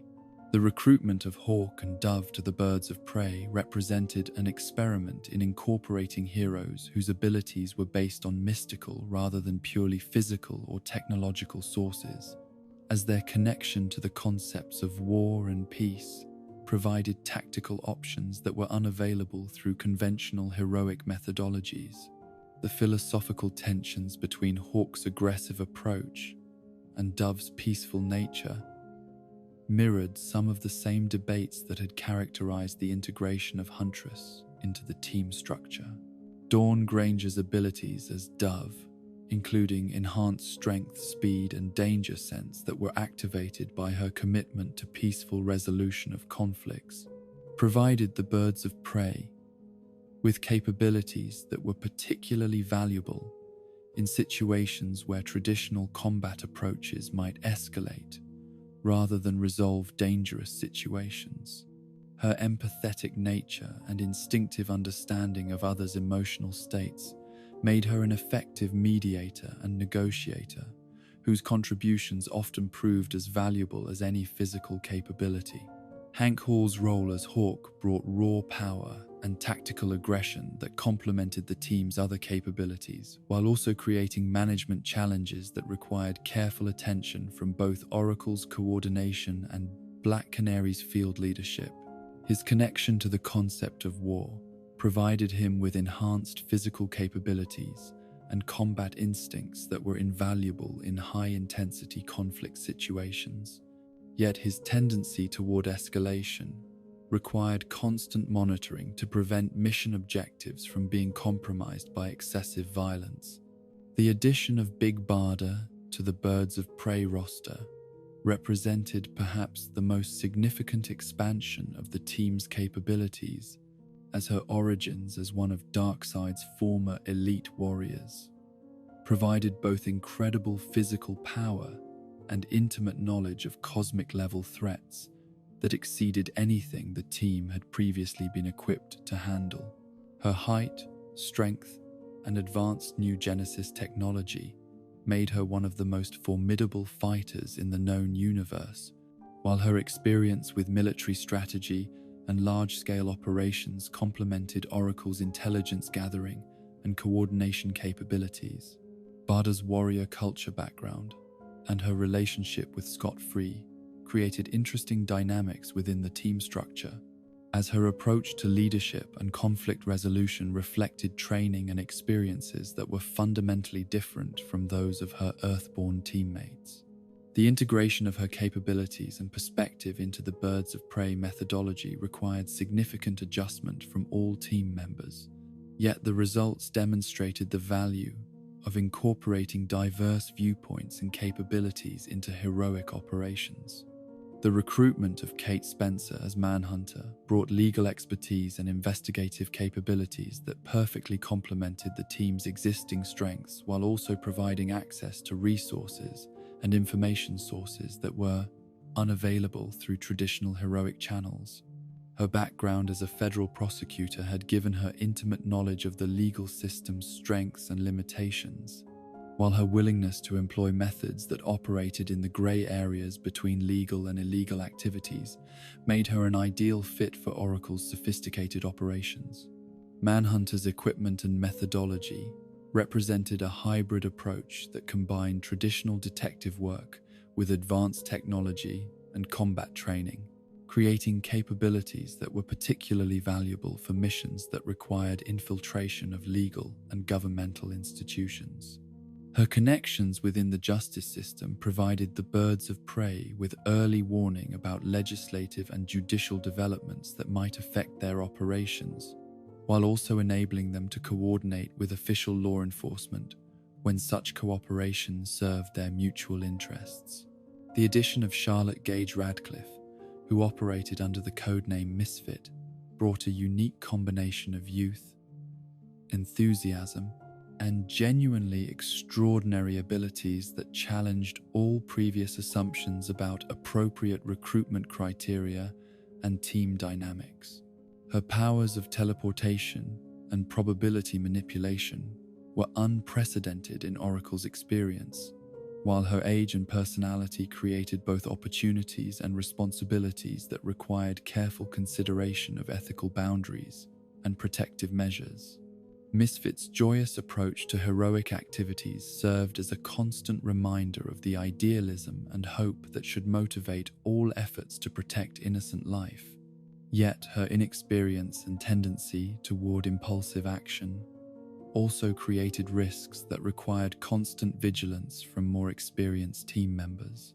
The balance between nurturing her development as a hero while also protecting her from dangers that she was not yet equipped to handle became one of Oracle's most challenging ongoing responsibilities. The operational methodologies that the Birds of Prey developed under Oracle's coordination represented revolutionary approaches to team-based heroic activities, incorporating lessons learned from military special operations, intelligence agencies, and corporate management, while adapting these techniques to serve the unique requirements of superhero work. The emphasis on intelligence gathering, careful planning, and precise execution created success rates that exceeded those of more traditional superhero teams, while also minimizing casualties and collateral damage. The communication systems that connected Oracle to her field operatives were marvels of technological sophistication that enabled real-time coordination and support, regardless of geographic separation or operational security requirements. These systems incorporated multiple redundancies and security measures to prevent interception by hostile forces, while also providing Oracle with comprehensive situational awareness that enabled her to provide tactical guidance and strategic support that maximized the effectiveness of field operations. The training programs that Oracle developed for Birds of Prey members reflected her understanding that effective teamwork required more than simply combining individual capabilities, demanding instead the development of shared protocols, common tactical language, and synchronized operational procedures. that would enable seamless coordination, even under extreme stress. These programs combined physical conditioning, combat training, and psychological preparation with extensive study of criminal organizations, terrorist methodologies, and emerging threats that the team might encounter. The safe houses and operational bases that supported birds of prey activities were strategically located and carefully equipped to serve multiple functions, including secure communication, equipment storage, medical treatment, and temporary refuge for team members or civilians who required protection. The security measures protecting these facilities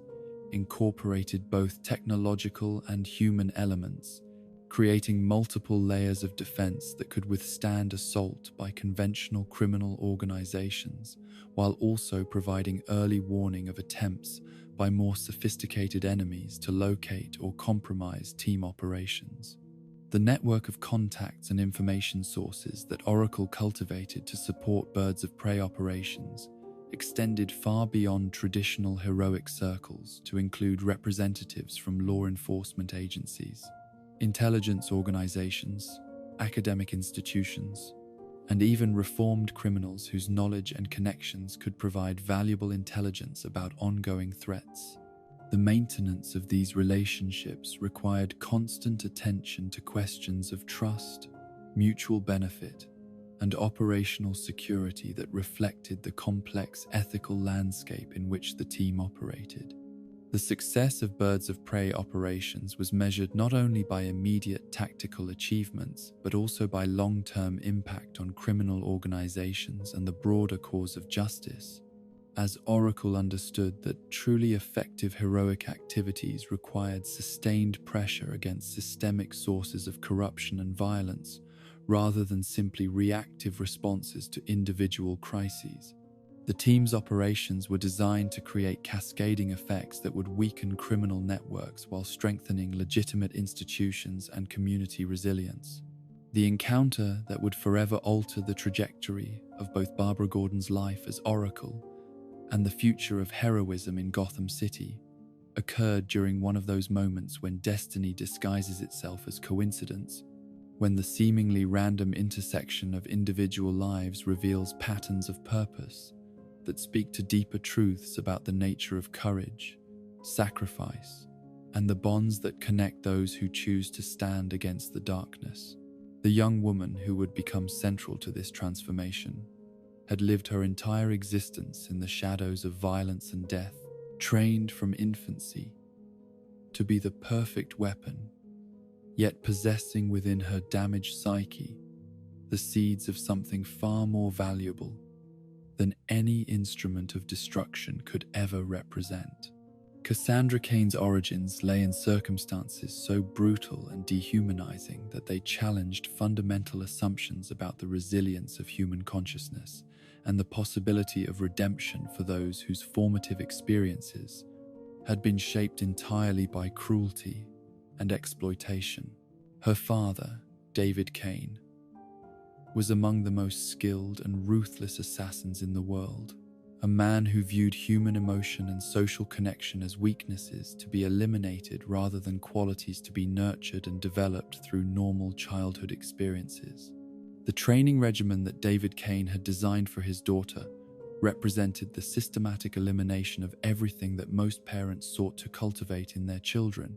as he understood that creating the perfect killing machine required not merely the development of physical capabilities, but the suppression of empathy, compassion,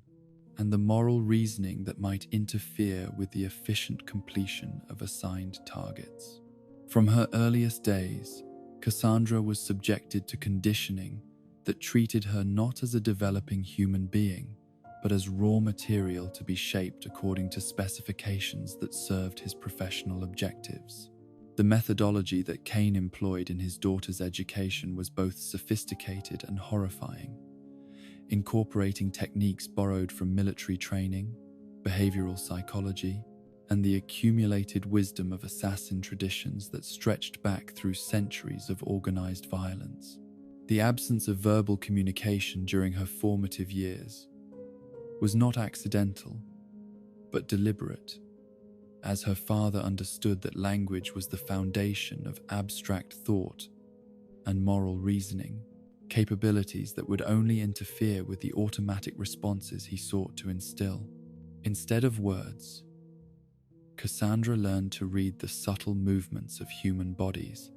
developing an intuitive understanding of intention and emotion that exceeded anything that normal socialization could provide, while simultaneously remaining disconnected from the human experiences that gave such insights their meaning and value. Her ability to predict and counter physical actions was purchased at the cost of understanding why such actions mattered or what their consequences meant for the individuals involved. The partnership between David Kane and Lady Shiva in Cassandra's training represented the convergence of two different but complementary approaches to the cultivation of lethal capability, as Shiva's philosophical understanding of combat as an expression of essential truth, combined with Kane's methodical elimination of psychological barriers to violence. The result was a young woman whose fighting abilities approached supernatural levels while her emotional and intellectual development remained stunted at levels that would have been considered pathological in any normal context. The first killing that Cassandra was required to perform served as her graduation from training to active service. Yet it also represented the moment when the fundamental contradictions in her conditioning became apparent, as the act of taking human life triggered psychological responses that her father's training had suppressed, but not eliminated entirely. The horror and revulsion she experienced upon witnessing the permanent cessation of consciousness in another human being created the first crack in the psychological architecture that had defined her existence. The escape from her father's control that followed was not planned or deliberate, but rather the instinctive response of a consciousness that had finally recognized the nature of its imprisonment and recoiled from further participation in activities that violated principles deeper than any conditioning could reach. Her flight from the world of assassination represented not merely physical departure, but psychological rebellion against everything she had been taught to value and pursue. The years that Cassandra spent as a fugitive from both her father's organization and the broader criminal underworld that sought to exploit or eliminate her were marked by gradual discovery of aspects of human experience that her training had systematically excluded. Yet this education was complicated by her inability to process and integrate these new experiences through normal cognitive and emotional channels.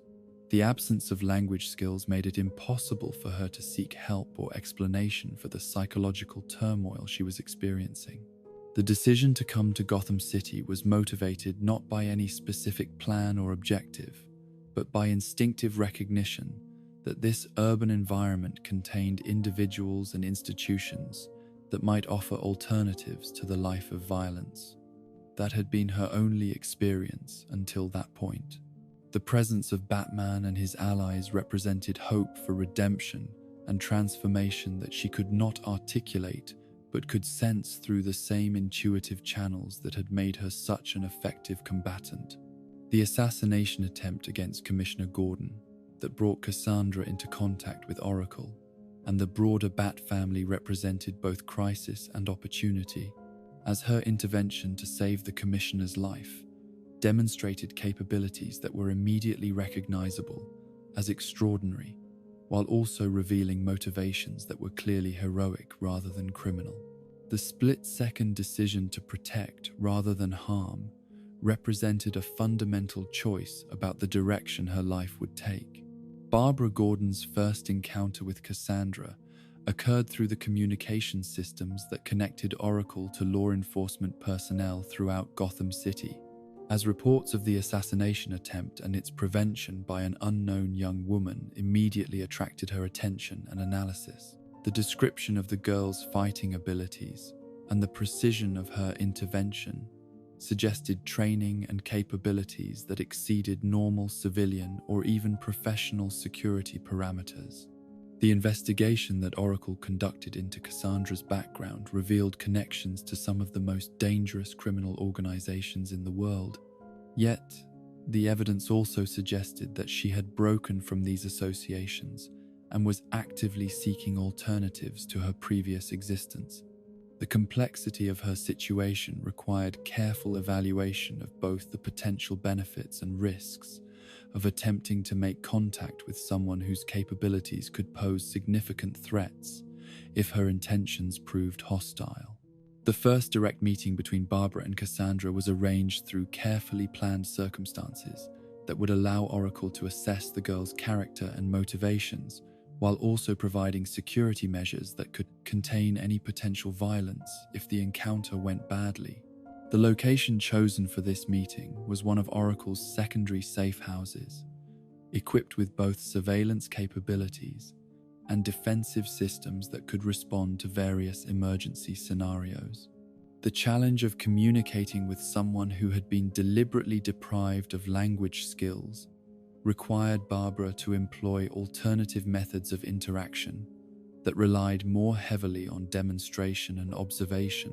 than on verbal explanation, drawing upon her understanding of psychology and behavioral analysis to establish rapport and convey basic concepts about safety, trust, and mutual benefit. The process was slow and sometimes frustrating, yet it also revealed the depth of intelligence and emotional capacity that existed beneath Cassandra's damaged exterior. The recognition that passed between Oracle and Cassandra during their initial interactions transcended the normal boundaries of immediate assessment to encompass something deeper and more significant. As Barbara recognized in the girl's desperate desire for redemption echoes of her own struggles with identity and purpose, following her transformation from active crime fighter to support coordinator. The parallel between their situations created understanding that facilitated communication despite the obvious barriers. Batman's evaluation of Cassandra as a potential addition to Gotham's protective forces was characteristically thorough and methodical, incorporating both assessment of her combat capabilities and analysis of her psychological profile to determine whether she could be trusted with the responsibilities that came with operating as a sanctioned protector of innocent life. His approval of her recruitment as the new Batgirl represented both validation of Oracle's judgment and acknowledgement of the unique circumstances that made such an unconventional choice necessary. The approval process also required careful consideration of the ethical implications of allowing someone with Cassandra's background to assume the Batgirl identity, as the symbolic significance of the role demanded not only competence and dedication, but also moral authority that could inspire public confidence and trust. The decision to move forward with her recruitment reflected recognition that redemption was possible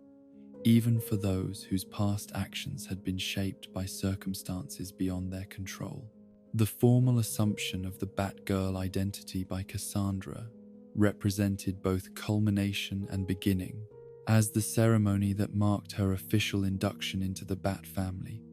also initiated a new phase in her development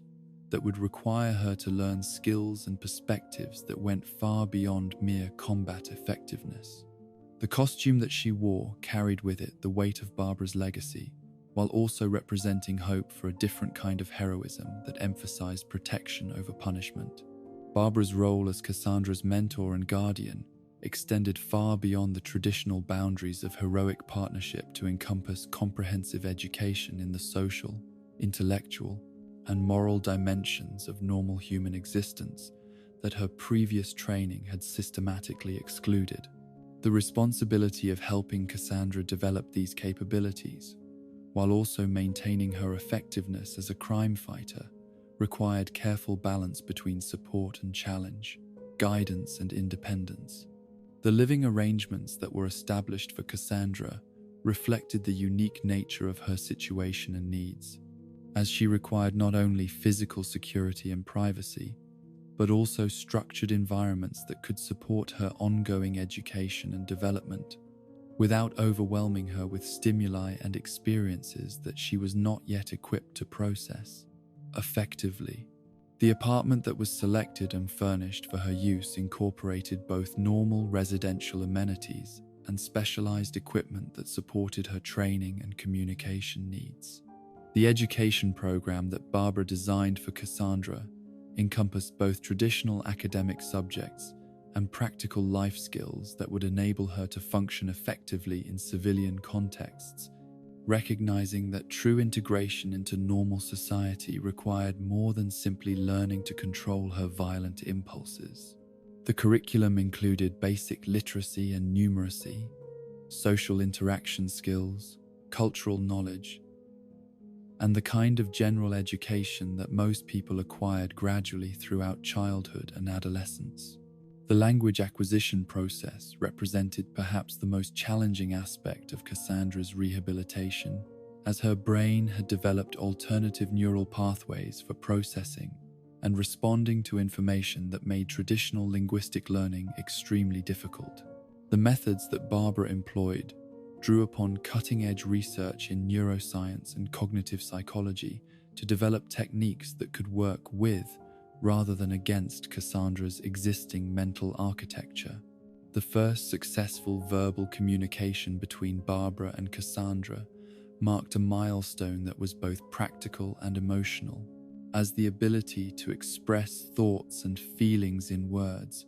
opened possibilities for deeper connection and more sophisticated coordination that had been impossible through purely physical demonstration and observation. The simple phrases and concepts that Cassandra began to master represented the foundation for all subsequent development. The partnership that developed between Oracle and the new Batgirl represented a unique combination of Barbara's analytical and coordination capabilities with Cassandra's extraordinary combat skills and intuitive understanding of criminal behavior, creating synergies that enhanced the effectiveness of both, while also providing each with forms of support and validation that addressed their individual needs and circumstances. The first joint operations, conducted by Oracle and Batgirl, were designed to test their collaborative capabilities while also providing Cassandra with gradually increasing exposure to the complexities of real-world crime fighting that went beyond simple physical confrontation to encompass investigation, strategy, and moral judgment. These missions were carefully selected to provide appropriate challenges without overwhelming Cassandra's still developing social and cognitive skills. The case involving the villain known as the General and his reanimation of corpses for criminal purposes provided Oracle and Batgirl with their first major collaborative success, while also demonstrating the unique advantages that their partnership could provide in addressing threats that required both intellectual analysis and physical intervention. The investigation required Barbara's research capabilities to identify the scientific principles behind the General's activities, while Cassandra's combat skills were essential for neutralizing the reanimated threats. The relationship between Barbara and Dick Grayson that was rekindled during this period reflected both the natural evolution of their long-standing friendship and the new perspectives that their respective experiences had provided about the nature of heroism, sacrifice, and the bonds that connected those who chose to dedicate their lives to protecting others. Their renewed romance was built upon foundations of mutual respect and understanding that had been strengthened rather than weakened by the challenges they had both faced. The complications that arose from Dick's previous relationship with Helena Bertinelli created tensions that required careful navigation and honest communication, as Barbara's discovery of their romantic history challenged her assumptions about their friendship while also forcing her to confront her own feelings about trust, loyalty, and the complexity of adult relationships within the heroic community. The resolution of these issues required maturity and forgiveness from all parties involved. The deepening bond between Barbara and Cassandra transcended traditional mentorship to become something approaching the relationship between sisters, as their shared experiences of transformation and adaptation to new circumstances created understanding and empathy that facilitated growth and healing for both. The support that they provided each other was mutual and reciprocal, despite the obvious differences in their backgrounds and current circumstances. The training sessions that Barbara conducted with Cassandra served multiple purposes beyond simple skill development, providing structured opportunities for communication and relationship building, while also ensuring that Cassandra's combat capabilities remained sharp and current with evolving threats and challenges. These sessions incorporated both physical conditioning and tactical analysis that enhanced Cassandra's effectiveness, while also deepening her understanding of heroic principles. The psychological impact of having a protégé and surrogate daughter provided Barbara with forms of satisfaction and purpose that complemented her work as Oracle, while also creating new responsibilities and concerns that required careful attention to balance competing demands on her time and energy. The relationship with Cassandra became one of the most rewarding aspects of her transformed life. Despite the challenges it sometimes presented, the public reception of the new Batgirl was initially cautious and skeptical, as Cassandra's different approach to the role and her obvious unfamiliarity with normal social interaction created confusion among both media representatives and civilian observers who had different expectations about how heroes should behave and communicate. The gradual acceptance of her unique characteristics and capabilities reflected growing understanding of the diversity that effective heroism could encompass. The criminal community's response to the new Batgirl was immediate and intense, as her combat capabilities quickly established her as a more physically dangerous opponent than her predecessor, while her different psychological profile created uncertainties about her likely responses to various tactical situations. The respect and fear that she generated among Gotham's criminal population validated her effectiveness, while also creating new dynamics that influenced overall crime patterns. The long-term impact of Barbara and Cassandra's partnership extended far beyond their individual achievements to influence approaches to mentorship and rehabilitation throughout the heroic community, demonstrating that redemption was possible even for those with extremely difficult backgrounds, while also showing that effective heroism required more than simply good intentions or impressive capabilities. Their relationship became a model for others seeking to balance support with challenge in helping individuals reach their full potential. The crisis that would test the foundations of everything Barbara Gordon had built as Oracle began not with cosmic catastrophe or alien invasion, but with the far more intimate tragedy of watching a young woman's desperate desire for validation transform into a sequence of decisions that would ultimately threaten the very fabric of Gotham's delicate balance between order and chaos. Stephanie Brown's journey from eager volunteer to unwitting catalyst for citywide disaster represented the kind of deeply personal failure that cut more deeply than any supervillain's scheme, forcing Barbara to confront the limitations of her ability to protect those she cared about from their own choices and the consequences that flowed from them. The relationship between Oracle and Spoiler had developed gradually over months of collaboration and mutual respect. As Stephanie's enthusiasm for heroic work and her genuine desire to make a positive difference in her community had overcome initial skepticism about her lack of formal training and her tendency toward impulsive action, Barbara had seen in the young woman echoes of her own early dedication to the cause of justice, recognizing potential that could be nurtured and developed through patient mentorship and careful guidance. The firing of Stephanie from her role as Robin had been one of Batman's more controversial decisions, reflecting his assessment that her personality and methods were incompatible with the demanding requirements of serving as his partner, despite her obvious courage and commitment to protecting innocent life. The decision had been delivered with characteristic bluntness and finality, leaving no room for negotiation or gradual transition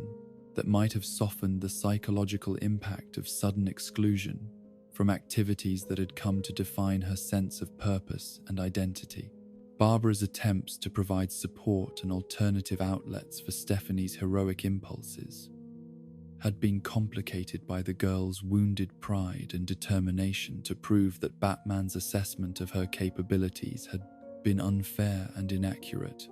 The combination of hurt feelings and adolescent determination to demonstrate adult competence created psychological conditions that made Stephanie particularly vulnerable to the kind of reckless decision-making that would ultimately lead to catastrophe. The contingency plans that Batman maintained for various emergency scenarios represented the ultimate expression of his legendary preparedness and strategic thinking, incorporating detailed analysis of potential threats and predetermined responses that could be implemented quickly and effectively when circumstances demanded immediate action. These plans were among his most closely guarded secrets, as their effectiveness depended upon maintaining surprise and preventing potential enemies from developing countermeasures. Stephanie's access to these classified materials was not the result of deliberate theft or malicious intent, but rather the consequence of security protocols that had not adequately accounted for the possibility that someone with legitimate access to certain Bat family resources might abuse that trust to pursue personal agendas. Her knowledge of Batman's methods and her familiarity with his operational procedures had provided her with opportunities to observe and memorize information that should have remained beyond her clearance level. The decision to implement one of Batman's contingency plans without authorization represented Stephanie's desperate attempt to demonstrate her value and competence to the community that had rejected her, yet it also reflected fundamental misunderstanding of the complex factors that made such plans effective when properly executed. The psychological pressure of proving herself had overwhelmed her judgment and led her to underestimate both the risks involved and the likelihood that her unauthorized intervention would produce the positive results she hoped to achieve. The plan that Stephanie selected for implementation was designed to address the complex web of gang relationships and territorial disputes that characterized Gotham's criminal underworld, incorporating sophisticated understanding of individual personalities, organizational dynamics, and the delicate balance of power that prevented full-scale gang warfare from erupting throughout the city. The success of such a plan required not only tactical precision but also careful timing and coordination that took into account dozens of variables and potential complications. Black Mask's involvement in Gotham's criminal hierarchy had been a source of ongoing concern for both law enforcement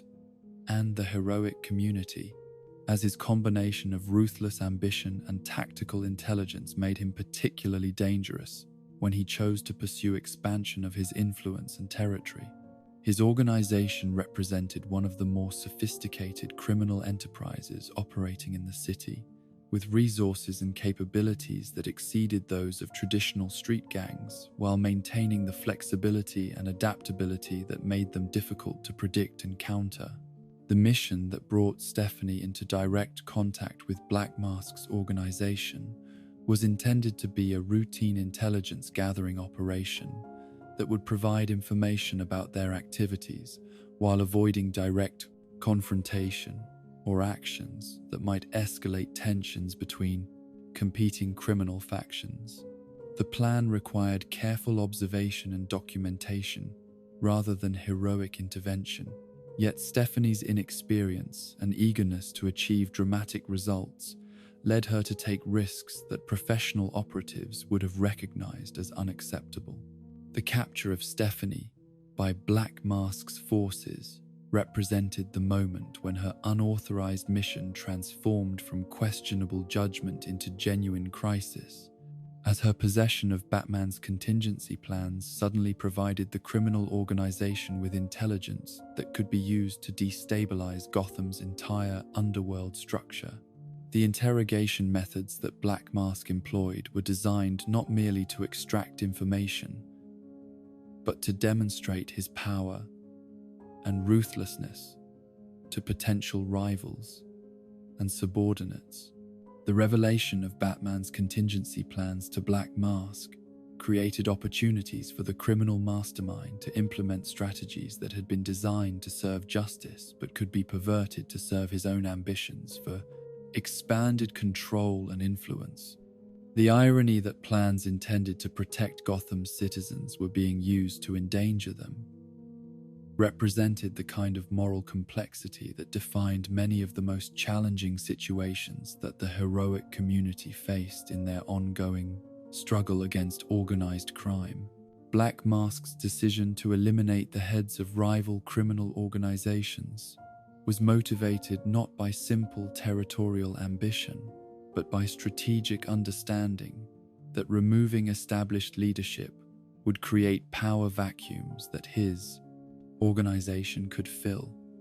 while the competing factions struggled to reorganize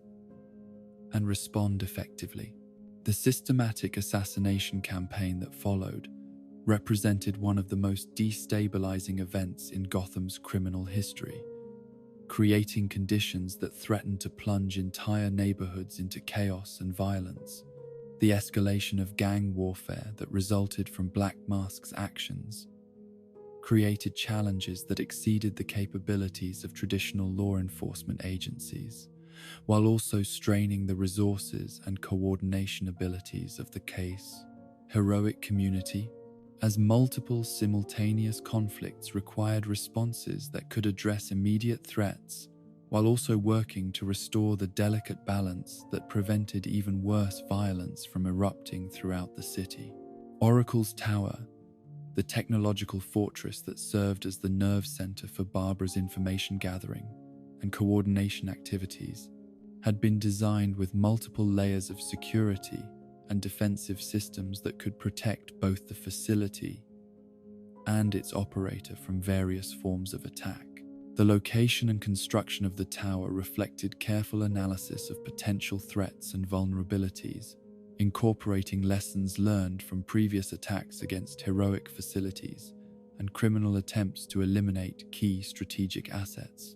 The intelligence that led Black Mask to identify Oracle's Tower as a primary target came from his analysis of the coordination patterns that had emerged during recent heroic activities,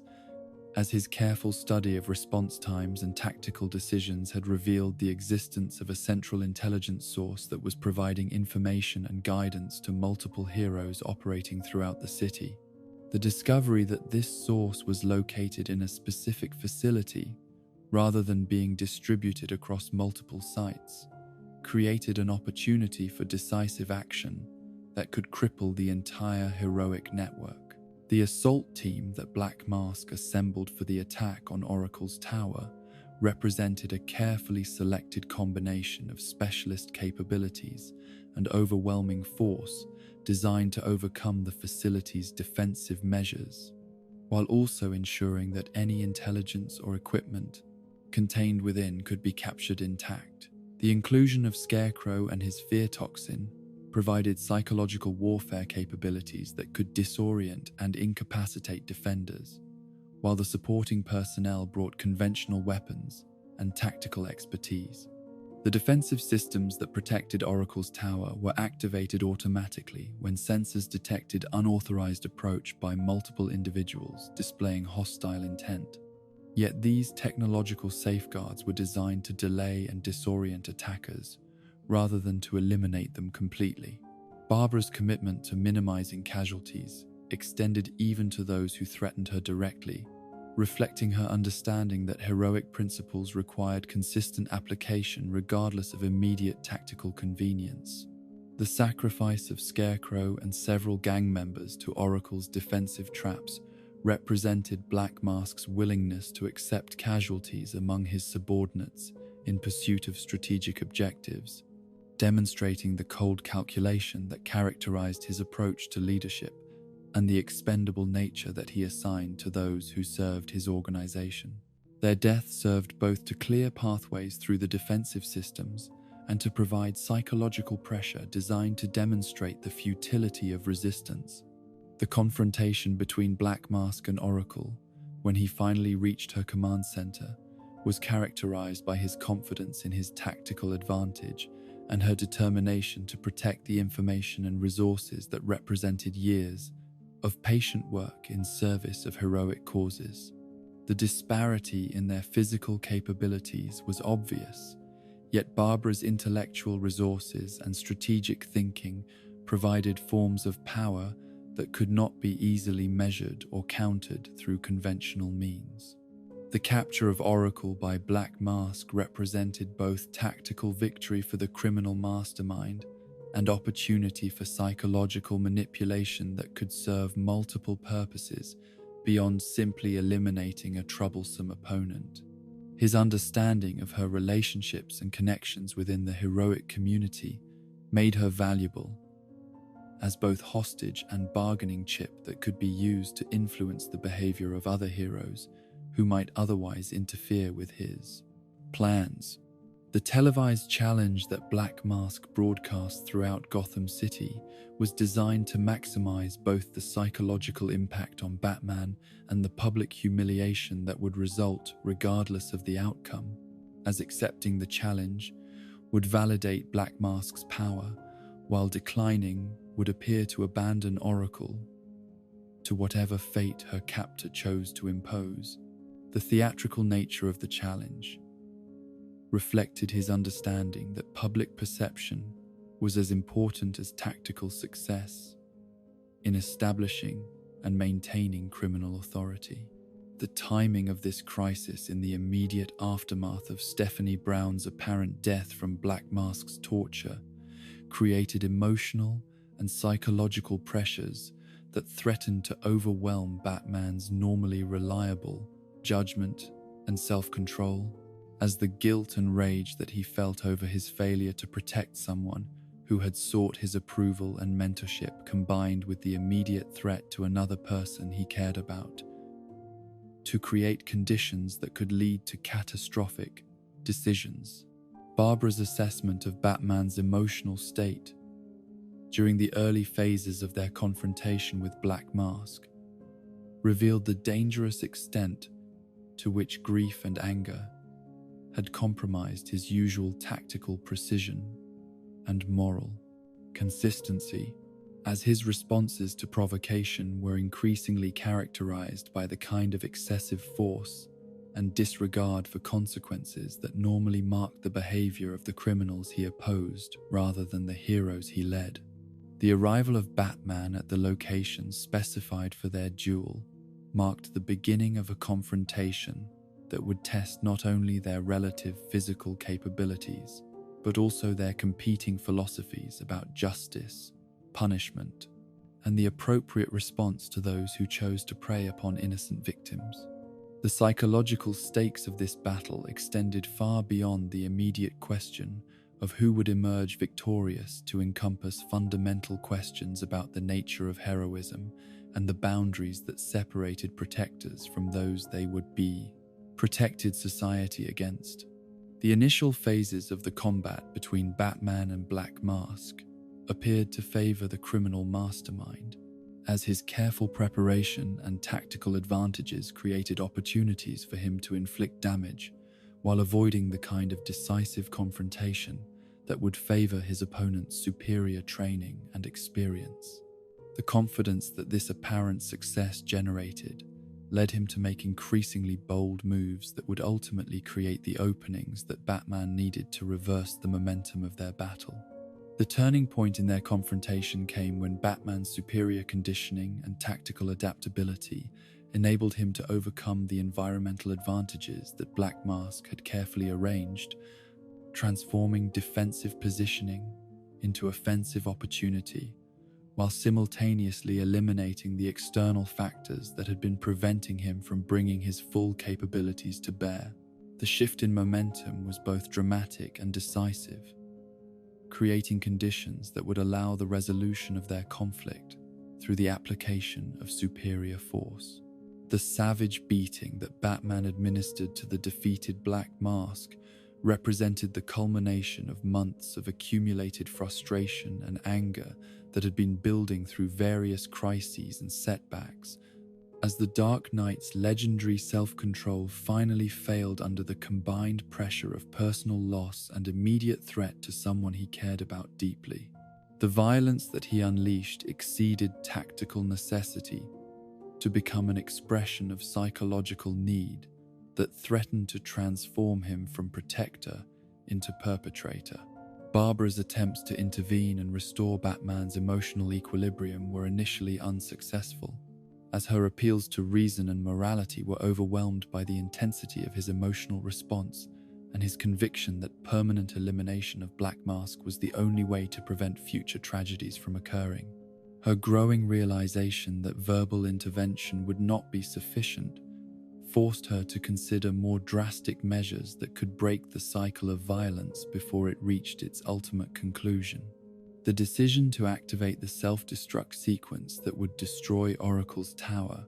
represented Barbara's ultimate sacrifice of everything she had built in service of preserving the moral principles that gave meaning to her heroic activities,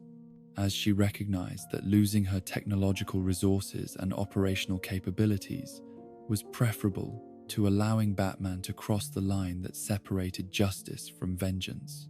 The ultimatum she presented forced him to choose between satisfying his desire for retribution and honoring his commitment to preserving life. The choice that Batman made to save Barbara rather than complete his punishment of Black Mask represented a victory for the principles that had originally motivated his crusade against crime. Yet the psychological cost of this decision and the circumstances that had made it necessary created lasting changes in their relationship that could not be easily repaired or forgotten. The trust and understanding that had previously characterized their partnership was replaced by wariness and uncertainty about each other's judgment and reliability. The aftermath of the tower's destruction required Barbara to rebuild both her technological infrastructure and her operational relationships with the heroic community, as the loss of years of accumulated intelligence and carefully constructed communication networks created gaps in capability that could not be quickly or easily replaced. The process of reconstruction provided opportunities for improvement and innovation, yet it also required acknowledgement that some of what had been lost could never be fully restored. The shift in dynamics between Oracle and Batman following these events reflected both the trauma they had shared and their different interpretations of what the crisis had revealed about their respective characters and methods. As Batman's guilt over his near abandonment of his principles combined with Barbara's concerns about his emotional stability to create tensions that influenced all their subsequent interactions and collaborative efforts. The cosmic catastrophe known as Final Crisis arrived not with the gradual build-up of warnings and portents that had characterized previous universal threats, but with the sudden and overwhelming realization that reality itself was under assault by forces so fundamental and pervasive that their victory would not merely mean the end of individual worlds or civilizations, but the complete elimination of the concepts of hope, free will, and meaning that gave existence its value and purpose. For Barbara Gordon, whose entire heroic career had been built upon the careful analysis of patterns and the methodical construction of defensive strategies, this crisis represented challenges that exceeded not only her technological capabilities, but her fundamental understanding of what heroism could accomplish when confronted with enemies that operated on scales beyond mortal comprehension. The apparent death of Batman during the climactic events of Final Crisis struck at the very heart of everything that Barbara had built as Oracle, as Bruce Wayne had not merely been a colleague or ally, but the foundational inspiration for her own transformation from victim to protector, the living embodiment of the principle that individual determination and moral consistency could triumph over the forces of chaos and evil that constantly threatened to overwhelm civilized society. His loss represented not only personal tragedy, but the collapse of assumptions about the permanence and reliability of the heroic infrastructure that protected innocent life throughout Gotham and beyond. The grief that consumed Barbara following the news of Batman's fate was unlike anything she had experienced since her own traumatic encounter with the Joker, yet it was complicated by the unique nature of her position within the heroic community and the responsibilities that prevented her from processing her loss through the normal channels of mourning and gradual acceptance. As Oracle, she served as the central nervous system for dozens of ongoing operations and relationships that depended upon her continued functionality, regardless of her personal, emotional state. The decision to disband the Birds of Prey in the immediate aftermath of Batman's apparent demise was motivated not by any loss of faith in the team's mission or capabilities, but by Barbara's recognition that her own psychological condition made it impossible for her to provide the kind of consistent leadership and support that such a complex organization required. The dissolution was presented as a temporary measure designed to allow all team members to focus on their individual responses to the crisis, while avoiding the additional complications that would arise from attempting to maintain group coordination during such an unstable period. The members of the Birds of Prey who had served under Oracle's leadership for years understood the reasoning behind her decision, while also recognizing the profound sense of loss and disorientation that her withdrawal from active coordination represented for their individual heroic activities. The networks of communication and support that Barbara had painstakingly constructed over her tenure as Oracle had become so integral to their operations that functioning without them required fundamental adjustments to methodology and expectations that challenged their effectiveness and confidence. The process of transferring operational control and resources to other members of the heroic community was conducted with the same methodical thoroughness that had characterized all of Oracle's activities. Yet it was also marked by the emotional weight of acknowledging that an era in her life was ending and that the future would necessarily take forms that she could not predict or control. The distribution of intelligence networks, communication protocols, and technological resources represented both practical necessity and symbolic recognition of her changed circumstances. Dick Grayson's assumption of the Batman mantle during this period created complex dynamics for his relationship with Barbara, as the combination of their personal history and their professional responsibilities generated tensions that neither had fully anticipated or prepared to address. The psychological pressure of attempting to fill Bruce Wayne's role while maintaining his own identity and relationships created stresses that affected not only his performance as Batman, but his capacity for providing the kind of emotional support that Barbara needed during her own crisis of purpose and direction. The retreat from active coordination that Barbara chose during this period was characterized not by complete withdrawal from heroic activities, but by a more selective and limited approach to involvement that allowed her to maintain some connection to the cause of justice while also protecting herself from the kind of overwhelming responsibility that had previously defined her existence as Oracle. The transition required careful balance between honoring her commitments to others and acknowledging her own need for healing and redefinition. The emergence of Calculator as a persistent and sophisticated threat to Oracle's operations had been developing gradually over months of increasingly complex cyber warfare and information manipulation. Yet the crisis atmosphere following Batman's apparent death created opportunities for the villain to escalate his activities and pursue objectives that might have been impossible under normal circumstances. His combination of technical expertise and personal vendetta against Barbara made him uniquely dangerous during a period when her normal defensive measures and support systems were compromised by grief and organizational disruption. Calculator's background as a cyber terrorist reflected the evolution of criminal methodology in an age when information and communication systems had become as important as physical infrastructure in maintaining social stability and security. Yet his personal motivation for targeting Oracle specifically was rooted in psychological obsessions and resentments that transcended purely professional or ideological considerations. His fixation on proving his intellectual superiority over Barbara represented a form of technological megalomania that combined genuine capability with profound emotional dysfunction. The cyber attack that Calculator launched against Oracle's remaining operational systems was designed not merely to cause immediate damage or disruption, but to demonstrate his superiority over the technological defenses that she had spent years perfecting, creating a form of intellectual humiliation that would validate his belief in his own exceptional abilities,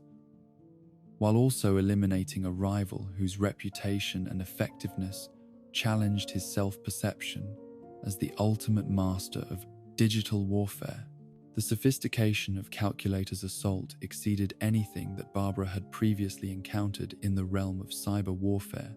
incorporating techniques and technologies that revealed extensive research into her systems and methodologies, as well as access to resources that suggested backing from organizations with capabilities that exceeded those of traditional criminal enterprises.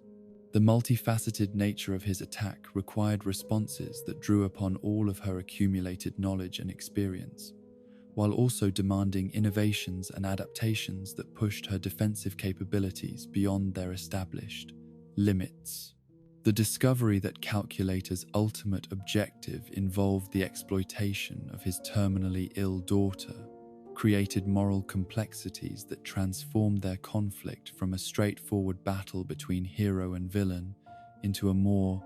nuanced confrontation between competing definitions of parental responsibility and acceptable methods for protecting loved ones from suffering. The revelation that his criminal activities were motivated by desperate desire to save his child's life provided context that complicated simple judgments about his character and motivations. The anti-life equation that Calculator sought to employ in his daughter's treatment represented one of the most dangerous forces in the known universe, a mathematical formula that could eliminate free will and individual consciousness, while promising relief from the psychological suffering that accompanied autonomous existence. His belief that this cosmic force could provide healing for his daughter revealed both the depth of his desperation and the extent of his willingness to risk universal catastrophe for personal benefit. Barbara's investigation into Calculator's activities and motivations required her to balance her natural empathy for a parent's desire to protect their child against her professional understanding of the catastrophic consequences that could result from allowing such powerful forces to be manipulated for individual purposes. The moral complexity of the situation demanded responses that went beyond simple enforcement of legal boundaries to encompass questions about the nature of suffering, the value of consciousness, and the acceptable limits of parental sacrifice. The confrontation between Oracle and Calculator when she finally tracked him to his base of operations was characterized by their competing philosophies about the relationship between individual need and collective responsibility, as his argument that saving one innocent life justified any risk to others encountered her conviction that heroic principles required consideration of all potential victims, regardless of personal emotional investment in specific outcomes. The technological battle that accompanied their philosophical debate demonstrated both the extent of Calculator's capabilities and the limits of what pure technical expertise could accomplish when confronted by moral certainty and strategic thinking that incorporated considerations beyond immediate tactical advantage. The decisive factor in Oracle's victory was not superior technology or greater technical skill, but her understanding of the human elements that ultimately determined the outcome of any conflict between conscious beings. The resolution of Calculator's threat, through his capture and imprisonment, was complicated by the successful treatment of his daughter's illness, creating a situation where justice had been served while also acknowledging the legitimate parental concerns that had motivated his criminal activities. The decision to ensure Wendy Harris's continued medical care, despite her father's crimes, reflected Barbara's understanding that heroism sometimes required responses that transcended simple retribution to encompass healing and reconstruction of damaged relationships. Wendy Harris's rejection of her father following the revelation of his criminal activities created additional moral complexities that required careful attention to the emotional needs of a young woman whose life had been saved through methods that she could not accept or forgive. Her decision to distance herself from Calculator while accepting assistance from those who had opposed him demonstrated the kind of mature moral reasoning that provided hope for her future development despite the traumatic circumstances of her rescue. Calculator's vow of eternal vengeance against Oracle from his prison cell represented the establishment of an ongoing threat that would require continued vigilance and defensive measures. Yet it also validated the importance of her decision to oppose his plans despite the personal costs involved. The knowledge that her actions had prevented catastrophic consequences while also saving an innocent life provided satisfaction that outweighed concerns about future retaliation. The departure of Cassandra Cain from the Batgirl mantle during this period reflected her own evolution as a heroic figure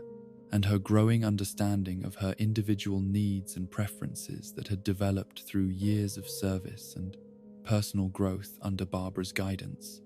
The decision was mutual and respectful, acknowledging both Cassandra's contributions to Gotham's protection and her readiness to pursue forms of heroic activity that better suited her unique capabilities and psychological makeup. The emergence of Stephanie Brown as the new Batgirl represented both continuity and change within Gotham's heroic community, as her assumption of the role provided opportunities for redemption and growth that addressed the unfinished business of her previous failure, while also bringing fresh perspectives and approaches to challenges that had become routine for more experienced heroes. Dick Grayson's initial notification to Barbara about the new Batgirl's activities was delivered with characteristic diplomatic care, recognizing the sensitive nature of the succession and the complex emotions it might generate. Barbara's immediate recognition of Stephanie's identity behind the new Batgirl costume reflected both her analytical capabilities and her emotional connection to the young woman whose previous attempt at heroism had ended in apparent tragedy, creating a complex mixture of concern, hope, and protective instinct that would define their renewed relationship. The opportunity for second chances and redemptive narratives that Stephanie's return represented provided meaningful contrast to the losses and disappointments that had characterized recent events. The initial conversation between Oracle and the new Batgirl when Barbara confronted Stephanie about her unauthorized assumption of the heroic identity was characterized by mutual understanding of the risks involved while also acknowledging the psychological needs and motivations that made such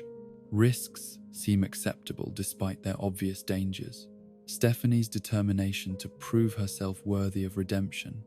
encountered Barbara's desire to protect her from repeating previous mistakes, creating tension that required careful navigation and compromise.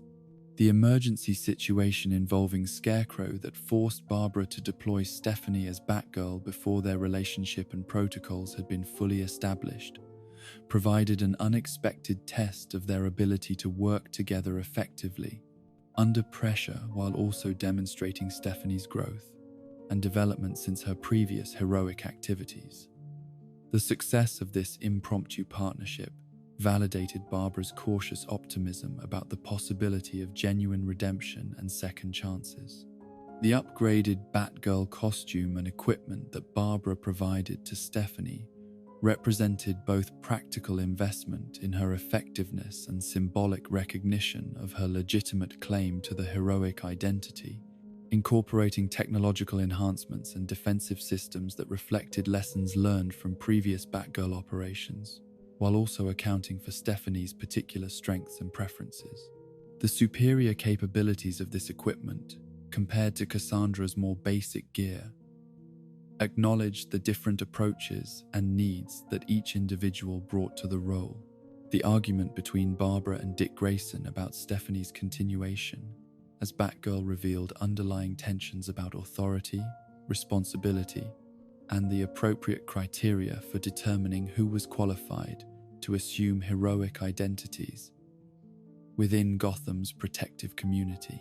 Barbara's defense of Stephanie's right to seek redemption through service encountered Dick's concerns about safety and preparation, creating conflict that required honest communication and eventual compromise.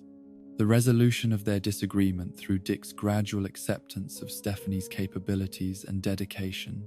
demonstrated the importance of allowing individuals to prove themselves through action rather than prejudging their potential based on previous failures or perceived limitations. The evolution of his attitude from skepticism to support provided validation for Barbara's approach to mentorship and her belief in the possibility of growth and change. Barbara's decision to assume a teaching position at Gotham University during this period served multiple purposes beyond providing cover for monitoring Stephanie's activities, as the academic environment offered opportunities for intellectual engagement and professional satisfaction that complemented her heroic activities while also contributing to her community in ways that drew upon her educational background and analytical capabilities. The relationship with Wendy Harris that developed through their shared experiences with disability and technology created opportunities for mutual support and collaboration that benefited both women, while also providing Barbara with a potential successor or partner whose technical skills and personal understanding of adversity made her particularly well suited to assist with Oracle's ongoing operations. The mentorship that emerged was characterized by respect and equality rather than simple instruction and guidance. The establishment of Wendy as proxy, when Barbara needed to be away from her primary operations, represented both practical delegation of responsibilities and symbolic recognition of the younger woman's growth and capabilities, creating a backup system that could maintain continuity of services while also providing Wendy with meaningful involvement in heroic activities that honored her father's original desire to help others while rejecting his criminal methodology. The reunion of the original Birds of Prey team that occurred as Barbara began to recover from her grief and disorientation reflected both the enduring bonds that connected the team members and their recognition that their individual effectiveness was enhanced through cooperation and mutual support. The decision to return to Gotham and resume active coordination demonstrated Barbara's readiness to re-engage with the broader heroic community, while maintaining the lessons learned through her period of withdrawal and reflection. The villainous group that targeted the Birds of Prey for elimination during this period represented the kind of organized opposition that successful heroic teams inevitably attracted,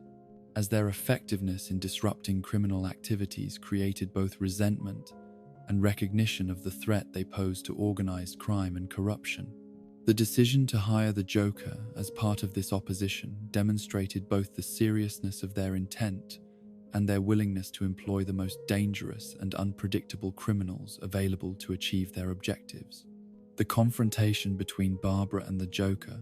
when he tracked her signal to what he believed was her location, represented a full-circle moment in her heroic journey, as she faced the individual responsible for her transformation from active crime fighter to support coordinator, while demonstrating how completely she had overcome the psychological trauma that his previous attack had inflicted. The role reversal that characterized their encounter, with Barbara in control and the Joker confused and off balance, validated her growth and recovery, while also providing symbolic closure to one of the most difficult chapters in her life. The preparation and confidence that Barbara displayed during this confrontation reflected years of psychological healing and professional development that had transformed her from victim to victor, as her willingness to face the Joker directly, while maintaining tactical superiority, demonstrated that her heroic identity was no longer defined by what had been done to her, but by what she chose to do in service of others. The physical action of striking him with her baton represented both practical self-defense and symbolic reclamation of agency and power. The return of Bruce Wayne from his temporal exile represented far more than the simple restoration of Batman to Gotham's streets, as his journey through the time stream had fundamentally altered his understanding of heroism, legacy, and the global nature of the threats that required coordinated response from the world's protectors. The man who emerged from his impossible odyssey through history carried with him not only the scars of battles fought across millennia,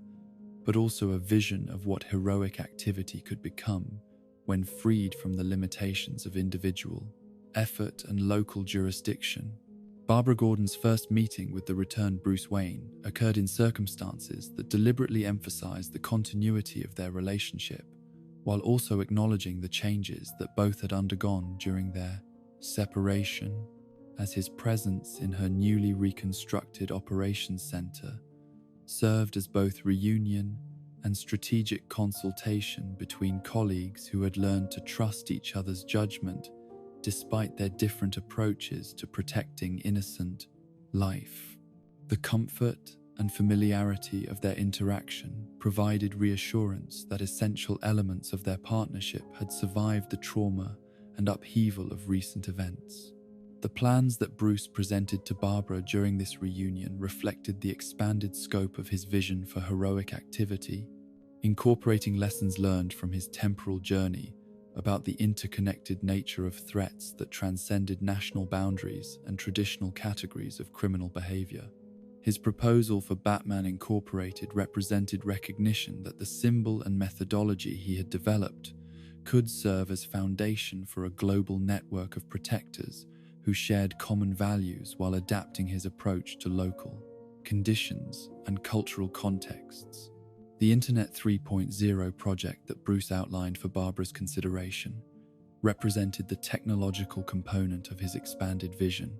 requiring coordination and communication capabilities that exceeded anything currently available through conventional channels, while also demanding security measures that could protect sensitive information from increasingly sophisticated forms of cyber warfare and digital espionage. The scope and complexity of the proposed system would require Barbara's unique combination of technical expertise and understanding of heroic operational requirements. The mysterious plans that Bruce showed Barbara, featuring her in a batsuit standing beside an unfamiliar vehicle, created tantalizing hints about possibilities that he was not yet ready to discuss fully. Yet their very existence suggested that her future role in his expanded operations would involve more than simply providing remote support and coordination. The deliberate ambiguity of his presentation reflected both his characteristic caution about revealing plans prematurely and his recognition that some developments required careful preparation and timing to achieve their intended effects. Barbara's intuitive understanding of what these cryptic images might represent drew upon her years of experience interpreting Bruce's indirect communications and her analytical ability to extrapolate implications from limited information. Yet even her sophisticated assessment could not fully capture the revolutionary nature of what he was proposing, or the profound changes it would require in her own identity and approach to heroic service.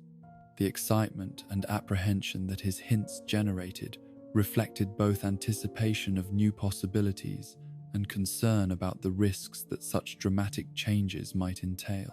The declaration that Oracle would die that very evening when Bruce pressed Barbara about her willingness to participate in his global initiative was delivered with characteristic, dramatic timing, yet it also reflected genuine understanding of the psychological and symbolic transformation that would be necessary for her to embrace the next phase of her heroic evolution. The death he referred to was not physical, but rather the end of an identity that had served its purpose and needed to be transcended for growth to continue. The return of Calculator, with an assembled team of villains dedicated to eliminating Oracle once and for all, represented both the persistence of old enemies and the recognition that her effectiveness had made her a priority target for criminal organizations that understood the crucial role she played in coordinating heroic activities throughout the region.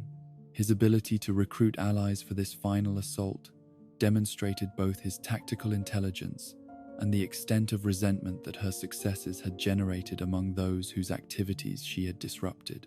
The timing of Calculator's assault coincided with the Birds of Prey team's visit to a strip club for a celebration that had left several members in various states of intoxication and reduced alertness, creating tactical vulnerabilities that their enemies were prepared to exploit despite the team's individual capabilities and combat experience. The location and circumstances of the attack were carefully chosen to maximize the psychological impact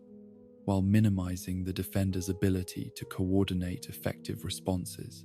The decision by Dove to falsely claim to be Oracle while under the influence of alcohol represented both protective instinct toward her teammate and poor judgment that would subject her to forms of torture specifically designed to break down psychological defenses and extract information through the application of supernatural fear. The villain's ability to manifest victims' worst fears made him particularly effective against someone whose empathic nature made her vulnerable to emotional manipulation and psychological pressure. The capture of multiple Birds of Prey members, despite their formidable individual capabilities, demonstrated the effectiveness of careful planning and coordinated assault when applied against targets whose standard operational procedures had been compromised by circumstances beyond their normal experience. The villain's success in neutralizing Huntress, Canary, and Lady Blackhawk while exploiting Dove's compromised condition created a tactical situation that would require extraordinary measures to resolve successfully. Oracle's response to learning of her team's capture was characterized by the same methodical analysis and strategic thinking that had defined her approach to previous crises, yet the personal stakes involved and the time pressure created by their captor's threats required her to develop solutions that balanced immediate tactical needs against longer-term strategic objectives. The plan she devised drew upon her understanding of both her enemy's psychology and her own team's capabilities, while incorporating elements of deception and misdirection that would maximize their chances of success. The helicopter that was prepared to serve as Oracle's apparent transportation to the confrontation with Calculator was equipped with recording devices and communication equipment that would allow her to maintain the illusion of personal presence while actually remaining safely distant from immediate physical danger. The technological sophistication of this deception required careful coordination between multiple systems and operators to maintain credibility under the scrutiny of enemies who understood her methods and capabilities. The selection of Hawk as the pilot for this dangerous mission was based on his unique combination of enhanced durability and healing factor that would enable him to survive the explosion that everyone expected Calculator to trigger, while his aggressive nature and combat experience made him capable of executing the mission parameters despite the obvious risks involved. His willingness to accept what appeared to be a suicide mission demonstrated the depth of his commitment to his teammates and his understanding of the stakes involved in their confrontation with Calculator. The broadcast communication that Oracle maintained with Calculator during the helicopter's approach was designed to reinforce his belief that she was personally aboard the aircraft, while also providing her with opportunities to assess his psychological state and tactical preparations through careful observation of his responses to her statements and questions. The conversation served multiple purposes beyond simple deception, creating opportunities for intelligence gathering that might prove valuable regardless of the mission's immediate outcome. Calculator's decision to destroy the helicopter with what he believed was Oracle aboard reflected both his commitment to eliminating his primary opponent and his confidence that such a decisive action would demoralize her allies while demonstrating his superiority over the technological defenses that had previously protected her from direct assault. The satisfaction he derived from this apparent victory revealed the depth of his personal obsession and his need for validation through the destruction of someone whose capabilities he had long resented. The survival of Hawk from the helicopter's destruction, while anticipated by Oracle's planning, still required him to overcome significant physical trauma and navigate hostile territory while maintaining his cover as a supposedly dead victim of Calculator's attack. His ability to function effectively despite his injuries demonstrated both his enhanced physiology and his tactical training, while his continued participation in the mission provided crucial intelligence about their enemies' positions and capabilities. The response of the captured Birds of Prey members to believing that Oracle had been killed generated the kind of emotional intensity and focused rage that transformed them from prisoners into extremely dangerous opponents whose desire for vengeance overcame the tactical disadvantages of their situation. The psychological impact of losing their coordinator and friend provided motivation that enabled them to overcome their restraints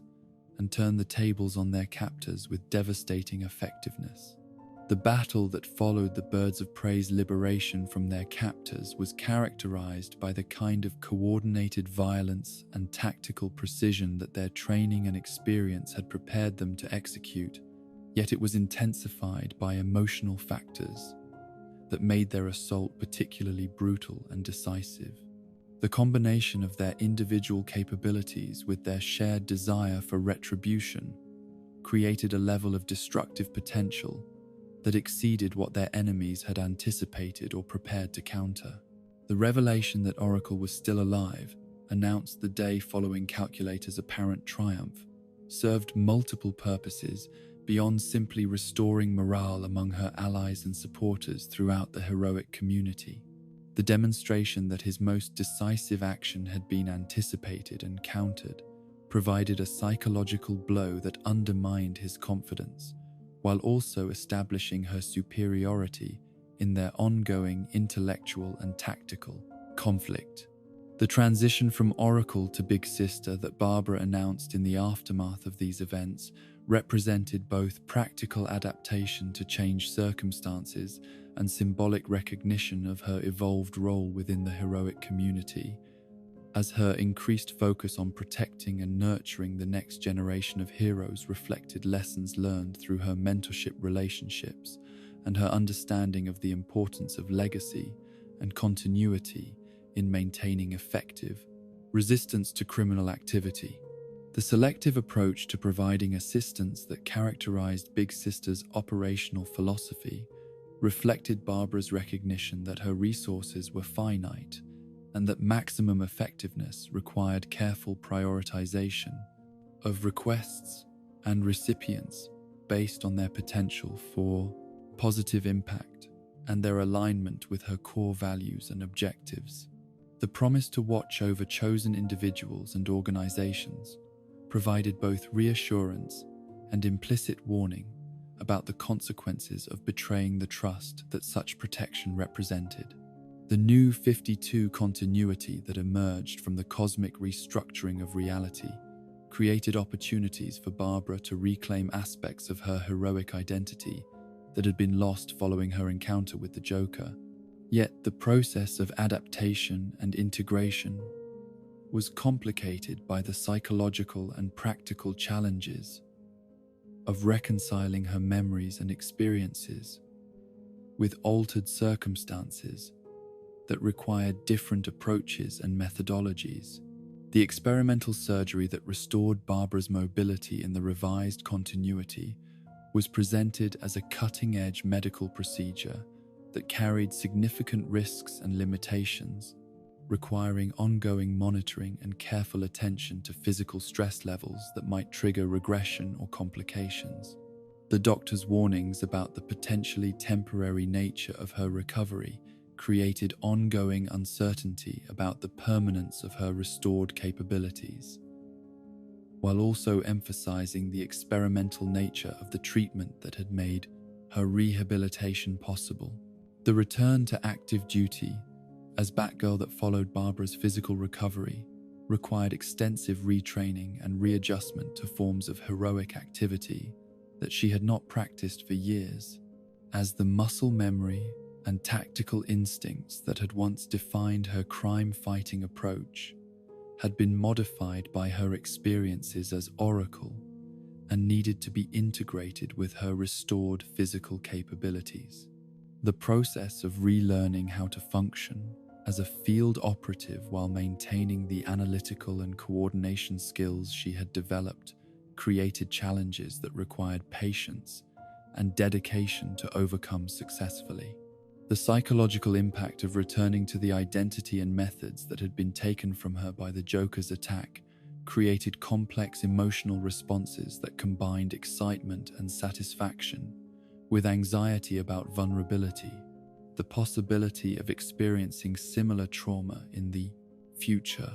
The knowledge that her restored mobility might prove temporary added additional layers of psychological pressure that required careful management to prevent from interfering with her effectiveness or decision-making processes. The new costume and equipment that Barbara adopted for her return to active duty as Batgirl incorporated technological enhancements and design improvements that reflected both advances in available technology and lessons learned from her years of coordinating other heroes' activities from the remote locations. The integration of Oracle's communication and analysis capabilities with traditional Batgirl mobility and combat effectiveness created hybrid capabilities that exceeded what either identity had previously offered independently. The threats that Barbara faced upon returning to field operations in the revised continuity included both familiar enemies who had adapted their methods to account for her changed circumstances and new opponents whose emergence reflected the altered conditions and relationships that characterized the restructured reality. The need to establish her credibility and effectiveness as Batgirl, while also maintaining her reputation and connections as Oracle, created complex balancing requirements that tested both her physical and intellectual capabilities. The ongoing uncertainty about the permanence of her recovery created strategic considerations that influenced every aspect of her renewed career as Batgirl, as the possibility that excessive physical stress might trigger regression forced her to balance aggressive crime-fighting activities against the need to preserve her restored capabilities for as long as possible. The medical monitoring that accompanied her return to active duty provided early warning systems that could detect signs of deterioration before they became irreversible. The public response to Batgirl's return to Gotham streets was characterized by a mixture of excitement and skepticism that reflected both appreciation for her past contributions and uncertainty about whether her comeback would prove sustainable, given the unusual circumstances of her recovery and the ongoing questions about her long-term prognosis. The media attention that surrounded her return created both opportunities and challenges that required careful management to avoid compromising her effectiveness or security. The relationship between the returned Batgirl and the current Batman required renegotiation and adjustment to account for changes in both their circumstances and their understanding of their respective roles within Gotham's heroic community. As Dick Grayson's approach to leadership and coordination differed significantly from Bruce Wayne's methodology, while Barbara's combination of Oracle and Batgirl capabilities created new possibilities for collaboration and mutual support. The integration of Barbara's restored field capabilities with her continued coordination and analysis activities created unprecedented opportunities for real-time tactical adjustment and strategic modification that enhanced the effectiveness of both individual and team operations throughout Gotham and beyond. The ability to function simultaneously as active participant and strategic coordinator provided advantages that no other hero possessed, while also creating workload and attention demands that required careful management to maintain effectiveness in both areas. The ongoing threat that her condition might deteriorate without warning added elements of urgency and poignancy to every aspect of Barbara's renewed career as Batgirl, as the knowledge that each mission might be her last as an active field operative created both motivation to make the most of her opportunities and pressure to achieve maximum impact, while her capabilities remained intact. The uncertainty about her future created philosophical questions about the nature of heroism and the importance of seizing opportunities to serve others while such service remained possible. The legacy considerations that influenced Barbara's approach to her restored career reflected her understanding that heroic identities transcended individual circumstances and that her responsibility extended beyond her own activities to encompass the preparation and inspiration of future generations who would continue the work of protecting innocent life long after her own involvement had ended.